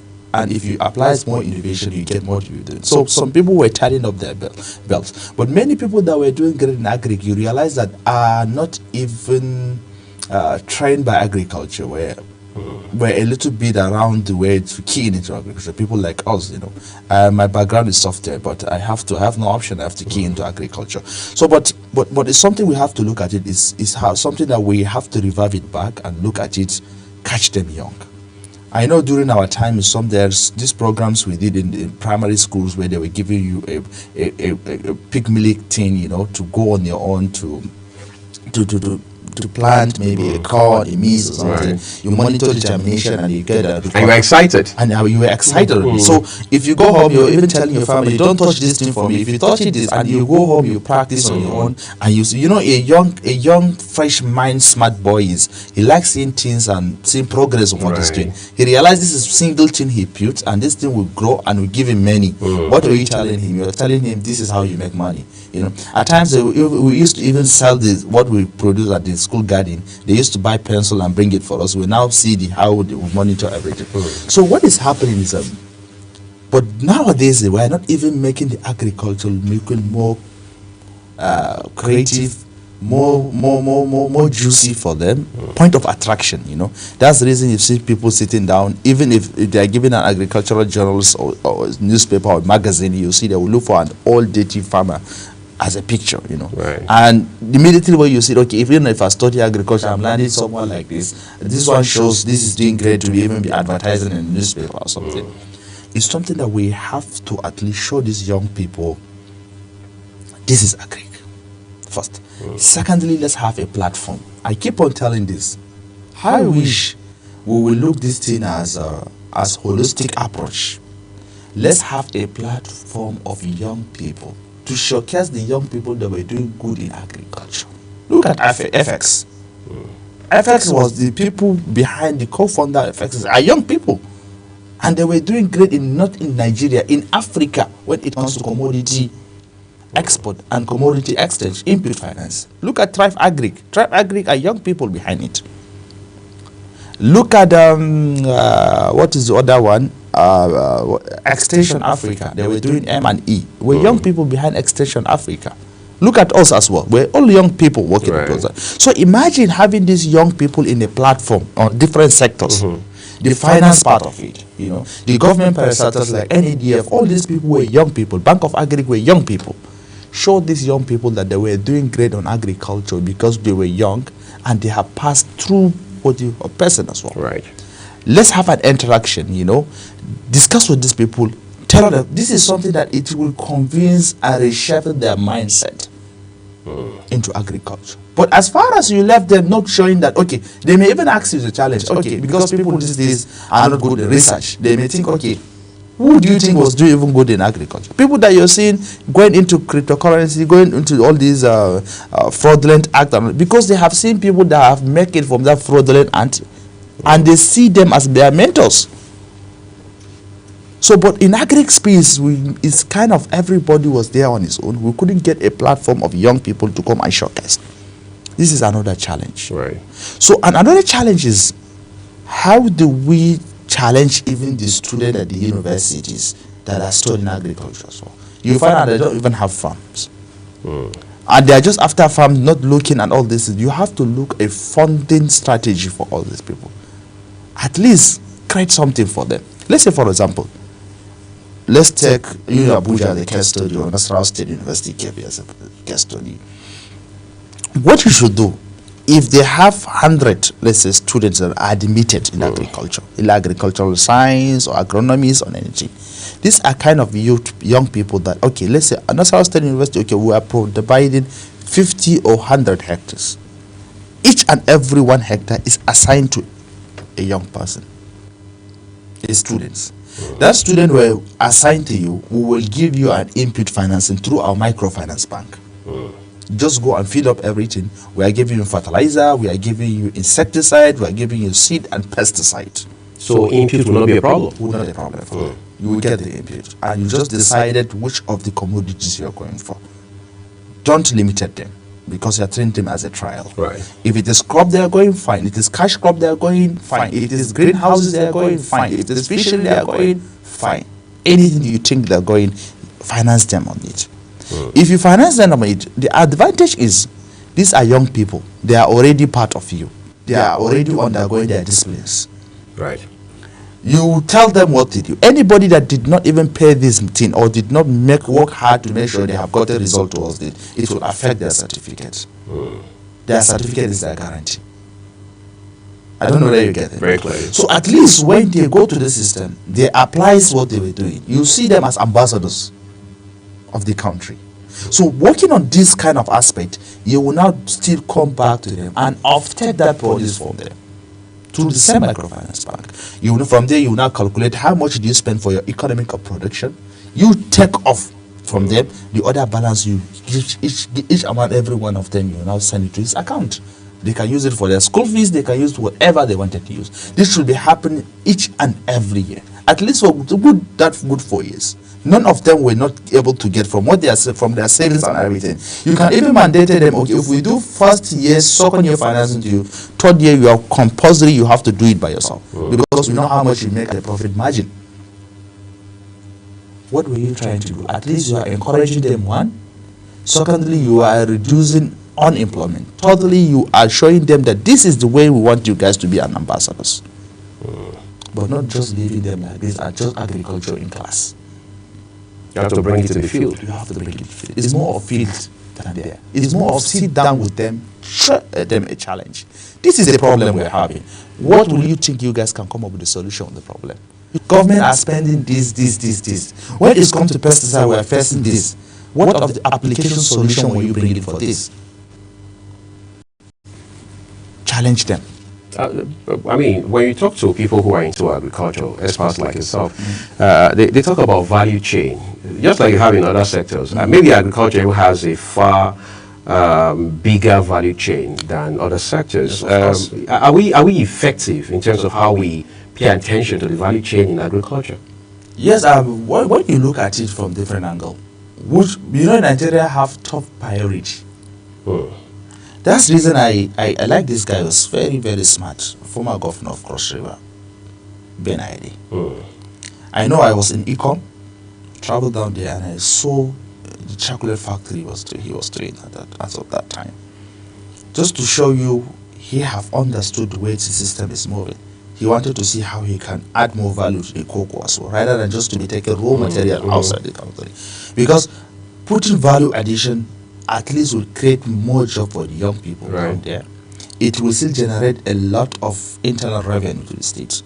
Most of all these our states that we're having, we just like export. If you look at the IGR, government did not even have a system to even monitor the IGR. Some government did not even sit down and do an assessment of, okay, this is a cocoa industry in my state. How much will they make it every year from the cocoa? Some people, some government, if you come with a comparative result to realize that how much they were making every year in what they have as a cash crop, it was very amazing. They will look at it as, okay, to me, somewhere like Cross River, somewhere like Jigawa, somewhere like Borno, I couldn't mind to do an agency that it will look tailored, towards the cash crops we have within that state. Let's say, for example, Cross River Palm and Cocoa Development Agency. Their mandate is to checkmate all the cocoa processing value chain. This will give you determination of where you wanted to land in it. So, but mostly what we do is we look at some selected commodities and we see how we can put value addition to it. When it comes to process, even the maize they were doing, all of this is a Nigerian company. It's not a Nigerian company. They came in from outside the country, and what are they doing? They are looking at the value chain itself. So, if you look at flour mill, because of flour mill, that's the reason we have to government have to key in and invest a lot of money when it comes to wheat production, because they know they have a very strong offtake of wheat. So, value chain when it comes to agric, people don't look at the holistic value chain, and it has a lot of potential. Not only is beyond the produce itself. We have some value chains that you can turn into flowers. We have even the biotech of some, where we can use it as biofuels and everything. Right. So we have a lot of value chains that we're not even enough for us to even find out a lot of things. But we just focus on one thing. Some people were looking at the marketing aspect of it. Some people were just jumping at the export because they wanted to make money. So it's something that we have to look at it holistically. But why would he push to look at it holistically is we have to sit down and look at it from. That's why you mentioned embargo. I know shea butter, he have even banned the exportation of shea butter some years back, because he said he wanted to understand the value chain. They rather have their own company to do it. The guy is smart, I think this is last month, if you can realize, he has signed an MOU with Lagos State government, upfront production of almost 1.something trillion with Dangote as well. 500 billion with Lagos State government. Just to show you how smart it is, he is just focusing to see how he can bring in more funding and more of partnership. So even without any allocation, with this partnership will push him to the wall that he has to do the right thing through the Niger Food. But what he did, he has to create a company for that, not directly with the Ministry of Agriculture, that he mandated them to do that. So it will not be a failure. Definitely has to be a success story. All right, that sounds exciting. As of today, Doc, would you say funding is still a problem in agriculture? Because at a point, it was an issue of, funding was, there was paucity of funds, as they say, and then we had cases where loans were given, and in many of those cases, we were also told, unfortunately, that those loans didn't get to the farmers themselves. It was just some people, some jobbers who were within that space who had no business with agriculture coming to benefit from those loans. Do we still have such a nasty situation today? I think at the moment we don't have so far, I can tell you there is not any government intervention where tailored towards loan for farmers at the moment. I think all the anchor borrowers that were suspended, then they now come up with the NACs. But a couple of, I think last month, National Agricultural Development Funds were doing something on the 19.5 billion naira on the agro, which were doing great. They were doing it as a demonstration for now. And I know the ES of the NAT fund was doing very good. They were able to cover some states with 50,000 hectares with 50% financing model by the processor and everything, which they are doing at input finance. So which we just started now. So, but from there, yes, I agree with you. It's true. We have political farmers, we have ghost people that we use people BVNs and data just to get the loan and everything. But I and you, we know everything you started, there must be challenges. Right. What we should have focus is, okay, these are the key challenges we face, and how do we narrow and minimize the risks as well? How do we work hard to make sure we have profiled the real farmers? Because mostly what they used to do is, they will just sit down, you will just sit down on your own like this, someone will just call you, okay, please can I have a BVN? So they will just go to the local people, collecting their BVNs and everything, changing their phone numbers and everything. So before you know, you will not even realize that you were having a loan on you. It's only when you go to the bank you realize that they will be telling you have a government loan on you, which you don't know. So people will use your personal details to get their money. So, but I think what we should do is something that we have to be coming down. I know definitely it's Nigeria. It's only Nigeria as a country that will give you an input today. Someone will call to make sure whether the input has reached out to you. You say no, the input did not come. You're expecting to give you more. Do you get me? So, but at times we have to look at local cooperatives we have, you know, so that we have to be dealing with these imams and the churches, you know, with the traditional rulers to get the actual farmers. And that's where technology will come in. After we profile you, we have to go and map your farm to know how many actual size of farm do you have. You know, so having all these things, gradually we will now be deleting and removing all the political farmers. So when you have the actual database really, which I know government were trying, I think there's a partnership with FOA and NIMSI, you know, where they wanted to integrate to make sure they use their need number to get the actual farmers they wanted to do. So if we couldn't get the actual database we're looking for, it's a problem. Even the program will come in, they will say, okay, can we get a farmer's database? They will just go and bring a farmer database. You realize that 50% of farmers' database with their phone numbers, you can't even reach them. So you can't get the result you wanted to get. So as far as we did not work strongly on that database, it's a very simple problem for us, which I know the government are doing their best to see how they will address the database. But what we are saying is, you know, let's keep things beyond politics. There are some sectors you don't have to play politics to it.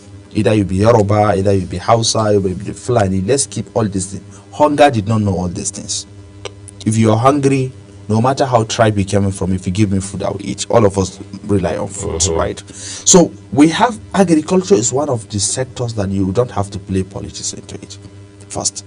Secondly, you don't have to allow government to drive agriculture. Right. You have to just create enable environment and policies, allow private sector to drive it. Is private sector, the private sector in Nigeria today very active in the agric they are not 100% active on it. So it's something that you have to make sure, give them a soft landing. You have to give them a soft landing to key in to agriculture fully. Just give them an enable environment, provide the funding for them, and allow them to see how wonders will happen. But as far as you said, as a government, the funding comes directly to you. Definitely a lot of things will come in. Even these uncle borrowers, people will complain. One of the challenges we got at that moment is you as a financial sector, as PFIs, and they mandated the money has to come through the PFIs. You are more interested on tradings. Right. The money will hit your account. Instead of you to allow the money to move to the association or the prime uncle or any other person, you hold the money for a couple months. And agriculture is a time is something. If you lose a day in agriculture, it's like you have lost almost some certain percentage of your output. So it can affect the entire cycle. I, as a local farmer, I'm expecting you are from the value chain. CBN will send the money to the PFI. The PFI will now release the money to the input suppliers. The input suppliers will now logistically move this input to the local farmers at the state level. From the state level, they will do their distribution mechanism and strategy, move it to the local wards to give to the farmers. Before you realize these are the processes. If you delay one, it will affect the farmer. Right. So we now realize that some of the farmers are getting their input at the point of output. What is the extent of the intervention? The purpose is defeated. It's defeated. It's defeated automatically. So, but at times, if you do it as timely, okay, this is January, okay, we have a timeline of this will happen. So at least even the financial sectors took away their self from getting more profit than they were expecting on it. So these are kind of the mistakes people wish to make that before. So at this time out, we have to think that agriculture is a time bomb. You don't have to sit down and hold people finances and everything. And after this, we have to look at one thing again. This insecurity, we have to look at the way we can work on family farming or urban farming as well. Right. You know, where we can use our backyard, you know, where I know the wife of the president was doing very good to see how with their Renew Hub initiative, you know, to have hub garden. And I see across the state, she have mandated all the first ladies across the state, and they were doing this little intervention for farmers, for women farmers and youths, you know, towards using the garden system, which is very important. People farm in the sack at the moment. People farm in their roof. Look at Kenyans, and they are doing very good in urban farming. So these are kind of things we have to be looking into. So, you know, at times you have to say, no, there are weaknesses and strengths. And I know they have taken the bold evidence of TED fund. This is the first time they were looking at agriculture, mandated, I think, was it how many billion were released to them to do a pilot? I think was it 10 or 15 universities, if I can recall. So fund was given assigned to that, and they have mandated all the university to clear at least 50 hectares. Right. Move to agriculture. So these are kind of things we have to be doing. It's not all in beyond. It's not all in beyond farmers. So we have to look at the commercial farming itself. So we have to create an enable environment to the smallholder farmers, to agriculture to key in. If not, we are not going to get the result. All right, let's talk about some of the things that Vice President Kashim Shettima has highlighted in Ethiopia. He has talked about policies, for example. He's talked about issues around the commitments of the President Bola Tinubu administration to agricultural development. But let's talk about the idea of declaring state of emergency. When a government, a national government declares a state of emergency, for you as a farmer, what does that mean? Okay, it's like if you look at the state of emergency in agriculture, it's like they're telling everybody should move back to the farm. Why did they even see it coming and declaring state of emergency on food security? Is because they realize that you cannot address national security without food security. So everybody, with the army, with the state security service, with the NSI office, with the NSA office, everybody should jump his hand to agriculture. I wish I'm a part of the people that advise this. I would even tell them that no more coming to work 5 days a week. So you cut down the number of days? 3 days is okay. 2 days, everybody should go back to the farm. And as a leader, I will be the first person to do that. I don't know what I mean. So you reduce the cost of governance, At least what you have reduced for that 2 days, assign everything to agriculture. Make financing available everywhere. As a civil service, or everybody is working in the private sector can get financing as easy as it is. You can even do a local profiling just on your phone, maybe with an assigned financial institution or assigned bank of agri. You will just get the money, or you just get the input instantly and move to the farm. Not declaring on the media that you have assigned of food security, emergency on food security. I think this food security, when he assigned and declared this food security, is more than 2 years now. Yeah. What is the result? Just about 2 years. So and we have had that about two occasions. On 2 occasions. So what is the result? The result is zero. If they are still importing food, if farmers are still cannot afford to buy fertilizer, what's the angle of it? So there is not any result towards that. People were crying they have not been paid money. Agro dealers have not been paid money. A lot of blenders were shutting down because of lack of financing. So what the extent of the declaration? If we are doing something, we have to. That's why I told you, politics has to not be in agriculture. Right. Go and do your politics anywhere you feel to do politics, but agriculture is reality. If it is affected, it will be affected thoroughly. So it's something that you have to look at it from different angle. Yes, Vice President, if you look at the training, is an agricultural economics. You know how agriculture it is. He has been once be a commissioner of agriculture. He was one of the best governors when it comes to agriculture in working over rehabilitating his state when they were in the middle of insecurity at that time. Borno State. Borno State. So if you look at his track record, is someone that worked and he realized the pressure and he knows the importance of tailoring himself into when it comes to food security. Not even Addis Ababa. He has been in other agricultural UN food summit that he has been calling people on agriculture. But the problem is, I know what he has been doing towards agriculture, but the result was a little bit poor. We are not in the system you cop and keep talking. Nigerians are tired of talking. If we will articulate all what we have been saying in media, for now Nigeria has turned to America. We have to look at the reality. Right. We have to look at the reality. Yes, despite young people were given an opportunity and everything, but at least is there a co-funding towards that? I don't want it to talk much, it's a national TV, but we have a lot of things. If we are going deep into it, they know it. They know it. So this is not an agenda you just focus on single-handedly, just one political zone overruling the other one political zone. This is not how we are, and this is not the Nigeria we're expecting our leaders to live for the young people that are coming out. Right. That's the reason they have to show unity among us that are coming. Because if I realize that, okay, you were doing this thing to just impress the other part of the country and downgrade the other part of the country, I have this hatred in my life. Even if I've gotten an opportunity next, I don't know what to do. It's something that we will just be moving and not looking at the country. We're just looking at our sector, or we're just looking at our ethnic, or we're looking at our, where am I from? This is a country we don't have to look at all this. So I know he has been in the president has been in Brazil for the Green Imperative project and everything. He has been doing great. We have been seeing Value Chain Nigeria. We know the other ATAPs from the African Development Bank, all these counter funding projects that we're doing great. But keep this one aside. I know so many years back we're not looking at this other counter funding project. So cold-handedly, I challenge you to go and ask. To go and ask the government. This is exactly 2 years. They should give us a single project where 100% finance and fund or initiative that will fund by the government as agricultural project. One. Let's talk about policy framework, because they say these are not issues you approach haphazardly. You need to have a framework in place by way of policy, ideation, formulation, implementation, M&E, which you also mentioned in passing a while ago. As of today, is it, I mean, can we authoritatively, with all sincerity, say that the policies that we have in agriculture, they are aligned with the realities of today?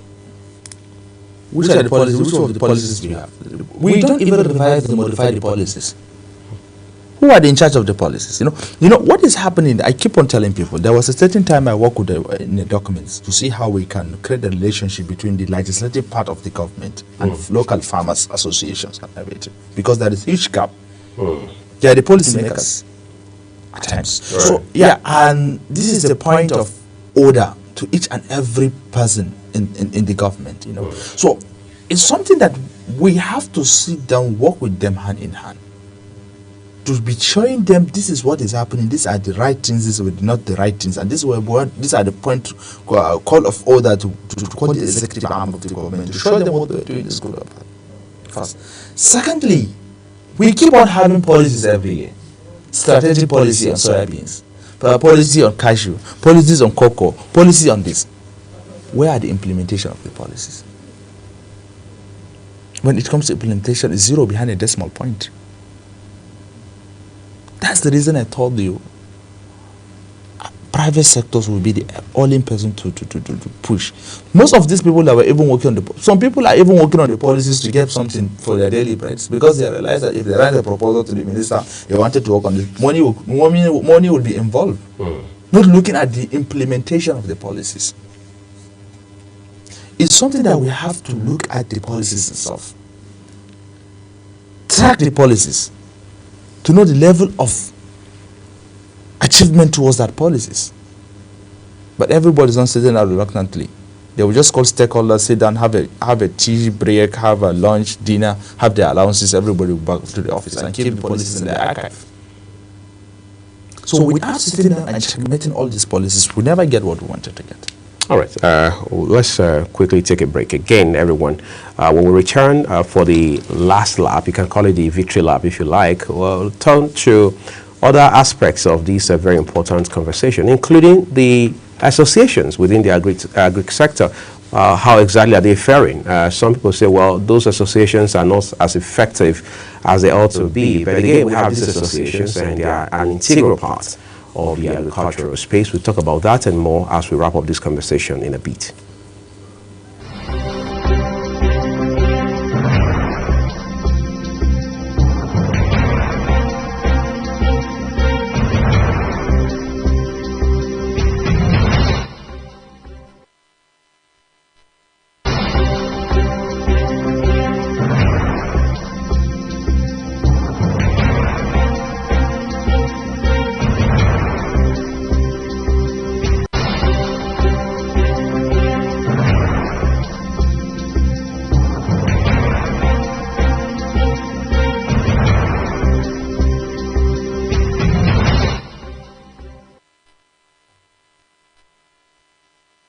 Doc, let's take it up from this point in the next few minutes and talk about associations. within the agricultural space in Nigeria. We have the All Farmers Association, several of them, Cashew Association. It's as if there's an association for every produce. Sometimes we try to pretend about the multiplicity or the proliferation of these associations. But let's talk about the importance of their role.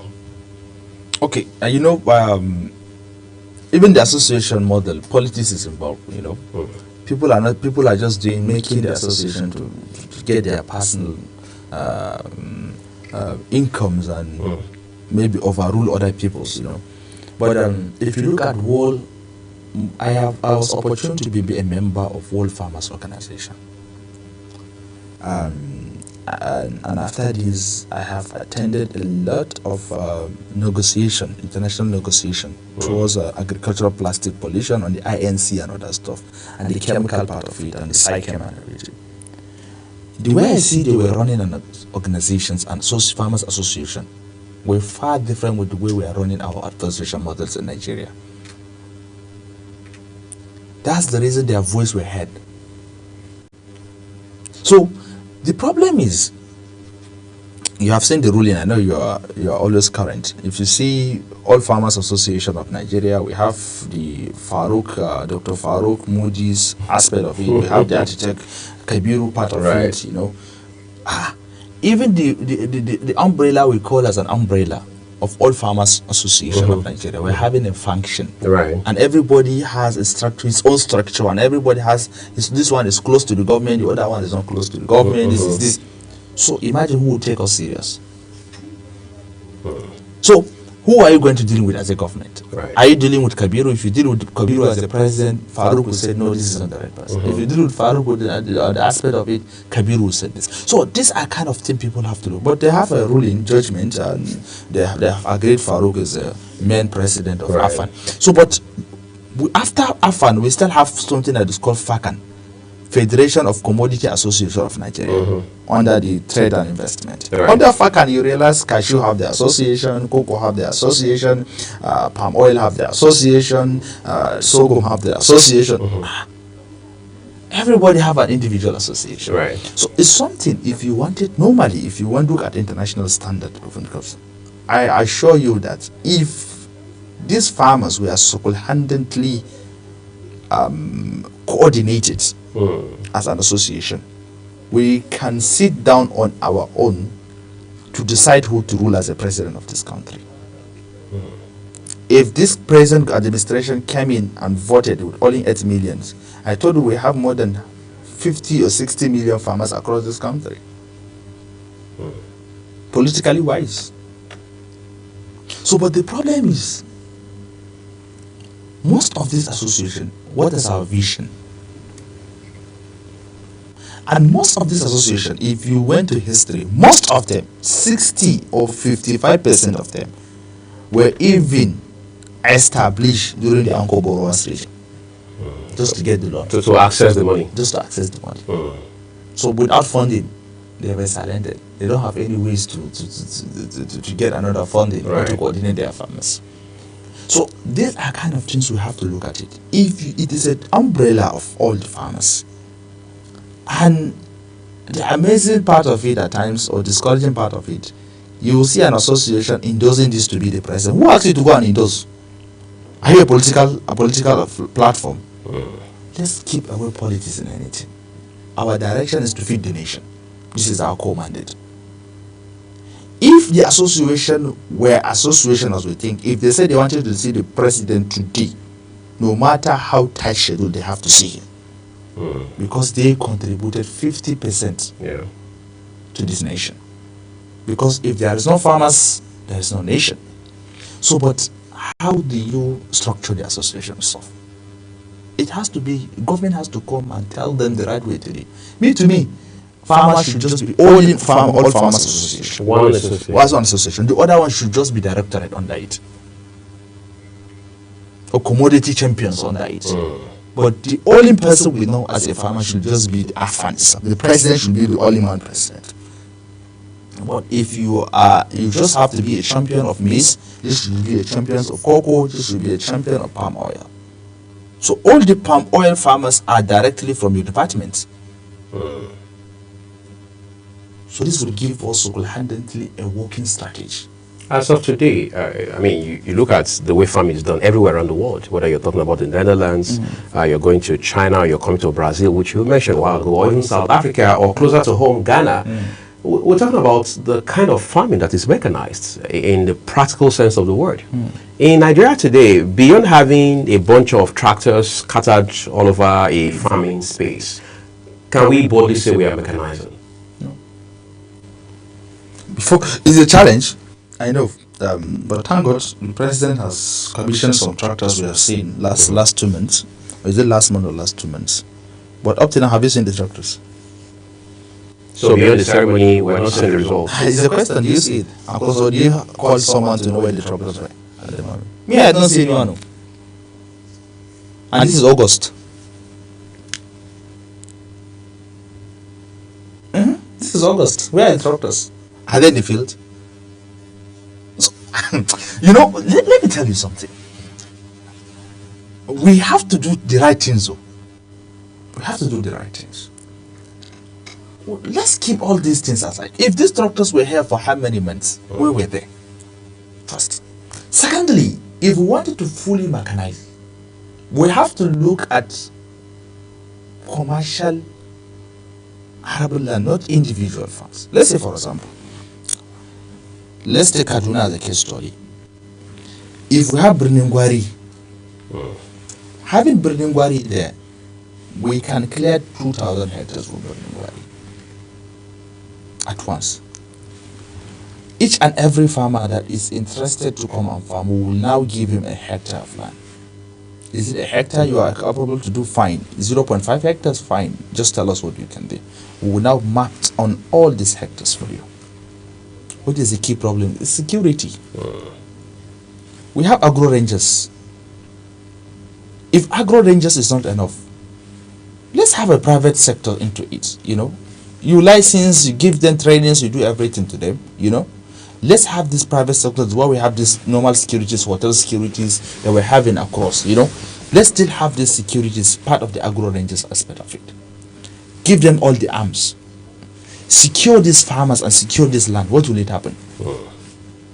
If you wanted to apply any insecticide, use the same mechanization method at once. But what you need them there, each and every person knows where his hectares are, and he will be assigned for the local weeding and taking care of his farm. Rather than having 50 farmers in the eastern part of the local government, western part of the local government, let's have them collectively in one place and see the result. Assign an agronomist and extension workers. At least you have a demonstration of what to show in place. This is what you should have done. It's good that, as I told you, Iran, mandated all these your state governors and local government chairmen. At least none of them should have less than, in a cluster zone, less than 500 hectares within a local government. Anybody that failure to do this and give you the actual results of what he's doing, this will now be withdrawn from his source of allocation. But you just sit down elegantly, ceremonial flag of tractors. Where are the tractors?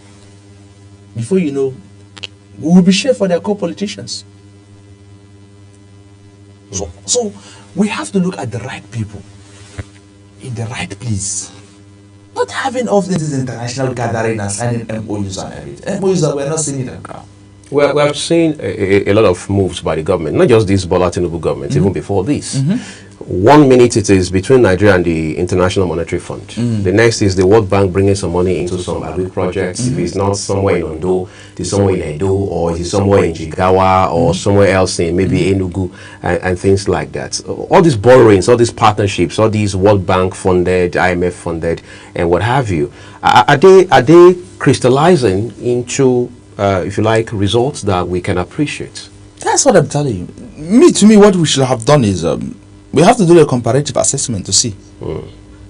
So far, these fundings that we have been spending, what is the impact of it? We have to look at the impact of it. If there is no impact, okay, what's the problem? What are the challenges of not having the impact?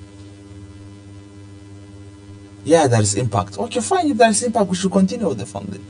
So if there is no impact, we have to just see that we have to get it right. Some people that get it right, they are not more than us. Right. They are not more than us. So, but just jumping into conclusion and just importing. We are importing some people. So let's say, for example, we do not pray for, we have a pandemic issue or something that the world was shut down. How do we do? How would we do? If the food is not coming anymore, how would we do? So it's a challenge. A country you're having more than 200 million people. We have how many thousand hectares that are still virgin, not yet cultivated. So if we did not sit down and look at things from different angle and face the reality and make sure, yeah, this thing that we have, we must achieve it. As I'm telling you seriously, it's a time bomb. It's a time bomb. Because what you have to see, you two are there sitting down doing nothing idle. Maybe I just have maybe ₦1 million or 750,000 that I move into the farm. And you are now taking away this farming from me. As far as there is no end goal, why will I go into the farming? And I have a family with the kids and everything. How do I take care of my family? If I couldn't afford to the family, you know how dangerous it is to a man. Right. That you can't take care of your family, financially wise. Or you can't even feed your family. How will you do? Me and you that were opportune to be in the Federal Capital Territory, thinking that we are expert on this, to go back to the farm again will be a problem. Because of insecurity? Because of the insecurity. It will increase, definitely. Talking about insecurity, let's wrap it up on this note now. We've been hearing that there's going to be some special kind of quote-unquote policing for farmers, so that this fear of not being able to return to the farm would have been addressed, especially up in the northern part of the country. What are your thoughts about this? This is the idea I told you when we were having this discussion. We have to look at it. Even him, we have to look at to see how we can improve the private sector. If you can recall, during Erdogan, Buhari, when we were having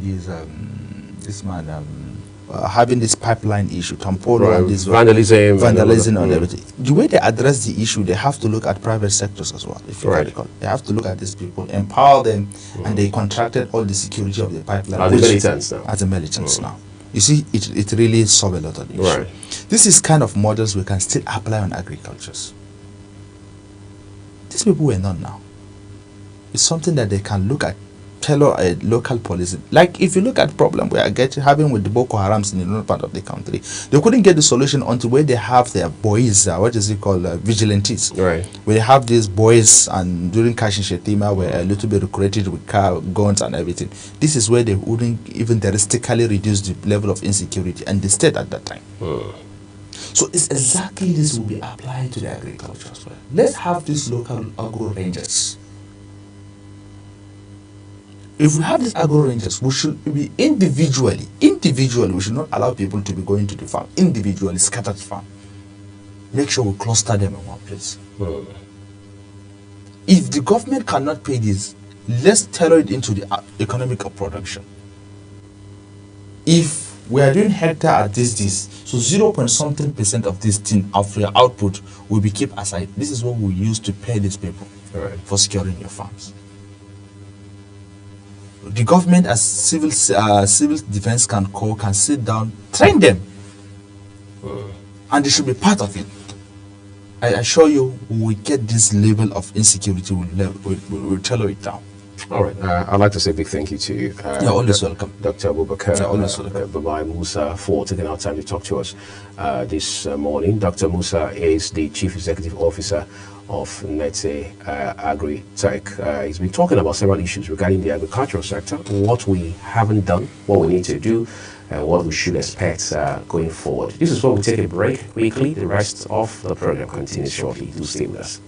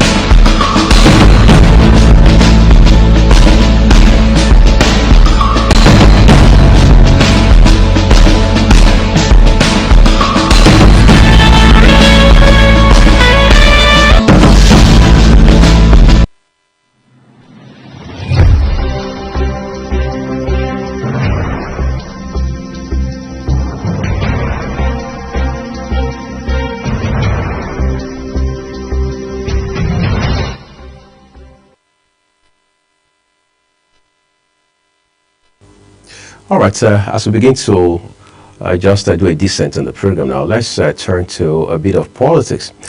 We've talked for a couple of weeks running, and it will appear from all indications now that talk will continue for a while about the coalition, one that political parties and their members from various backgrounds now say they believe will be potent enough to unseat President Bola Tinubu going into the election in 2027. Now, we have seen a few persons move into that coalition, while others are, doing a reversal from it. And then in between, you have those who are probably at some sort of crossroads as to whether or not they should align themselves with the coalition or maybe find a way to pitch tents with the government of the day, that is the ruling All Progressives Congress.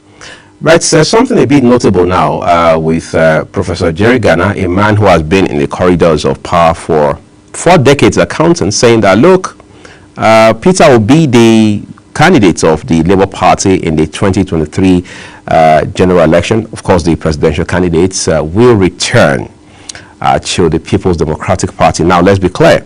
The PDP, under the leadership of interim national chairman, Ambassador Damagun, says it has nothing to do with the coalition, even though, of course, one of its national leaders and someone who has clinched its ticket 2 times consecutively, former Vice President Atiku Abubakar, has squarely aligned with the coalition, using the ADC as a special purpose vehicle. But the question is Obi ready to align with the coalition, or would he rather go join the People's Democratic Party? Some unconfirmed sources are saying that, look, Peter Obi will not join the PDP. And if he has to, with a big if, by the way, it means Wike, that's the Honorable Minister of the FCT, must have been suspended, sent out of that party before he can even consider rejoining. Now, let's also set the record straight about how that Peter Obi was the governor of Anambra State, moved from the from APGA, that's the All Progressives Grand Alliance, all right, after leaving office to join the PDP. But by 2019, having run as vice presidential candidate with, again, former Vice President Atiku Abubakar on the platform of the PDP, he went into the 2023 presidential election on a different platform, this time the Labour Party. Would he come back? Now, Peter Obi is a factor for many people. He's a force to be reckoned with politically, given what has now been largely described as his cult-like following across Nigeria, which is popularly called the Obedient Movement. And from what we had seen in 2023, it was quite evident that the Obedient Movement is not just a Nigeria limited sort of movement. It has some sort of global reach in some way, because going into that election or through the campaign electionary period, we saw how that Nigerians who identified as obedience were throwing in their support, one way or another, from across Europe, continental America, from Asia, and even within the African continent. But this discussion, this conversation in itself is becoming a bit long drawn out, because there are now permutations as to say, look, if you have to unseat President Bola Tinubu in 2027, you probably want to consider pairing someone like Peter Obi and a gentleman like former governor of Kaduna State, Malam Nasir El-Rufai. Now, that argument specifically proposes that Peter Obi should be the presidential candidate, while Nasir El-Rufai will be his running mate. They say, well, that's going to be very formidable in terms of trying to give the All Progressives Congress, the ruling party, a run for its money. Others say no. The better option would be picking a man like Peter Obi and then allowing someone like former governor of Kano State, Rabiu Musa Kwankwaso, to run alongside him. So we've seen all of this happen. But let's dig a bit deeper into the ADC itself. Now, all is not well within that party, because those who say that the legacy members and leaders of the ADC are now saying that the new leadership, all right, led by David Mark, former Senate President, is now, if you like, usurping its influence to unseat the leaders of that party. They said the party has now been hijacked from them. So to that extent, you realize that the ADC has a lot of internal battle to fight, because it has a lot of internal wrangling within it already that is obviously posing some measure of significant challenge for it. And you know what they say about the house that is divided against itself, because in 2023 it was Dumebi who ran on the platform of that party, talking about the ADC. I'm talking about Dumebi Kachiku. All right, he was the flag bearer of that party. But for some people who are close enough to him, or those who have followed the political landscape long enough, this is a man who would love to try his hands again on the presidency in 2027. So with these political heavyweights, David Mark, for example, former governor of Osun State, Ralph Aregbesola, who was also a minister of interior under late former president Muhammadu Buhari, and you have the likes of David Mark, former vice president Atiku Abubakar coming into the party. His chances, they argue, are not only very slim, but who knows, maybe even non-existent altogether. But again, the race for the presidency for Aso Rock Villa, as we always call it, come 2027 is already on. Incidentally, in all of this, President Bola Tinubu has been very economical with his words in terms of narratives and commentaries around this election. The man apparently has not even officially made a statement declaring his intention to run. What he has said, amongst other few things, this entire time is to say that people are the kind of other parties, including certain governors who were elected on the platforms of different political parties away from the APC, to join his party because, in his words, I know road. All right, we'll leave it here today, everyone. Thank you so very much for watching. On behalf of my team members who have also made these three program a possibility, I am Agbofuegbe saying we are reminding you that the views of our guests on all of our programs, including here on Global Morning, are their views. Our broadcast continues here.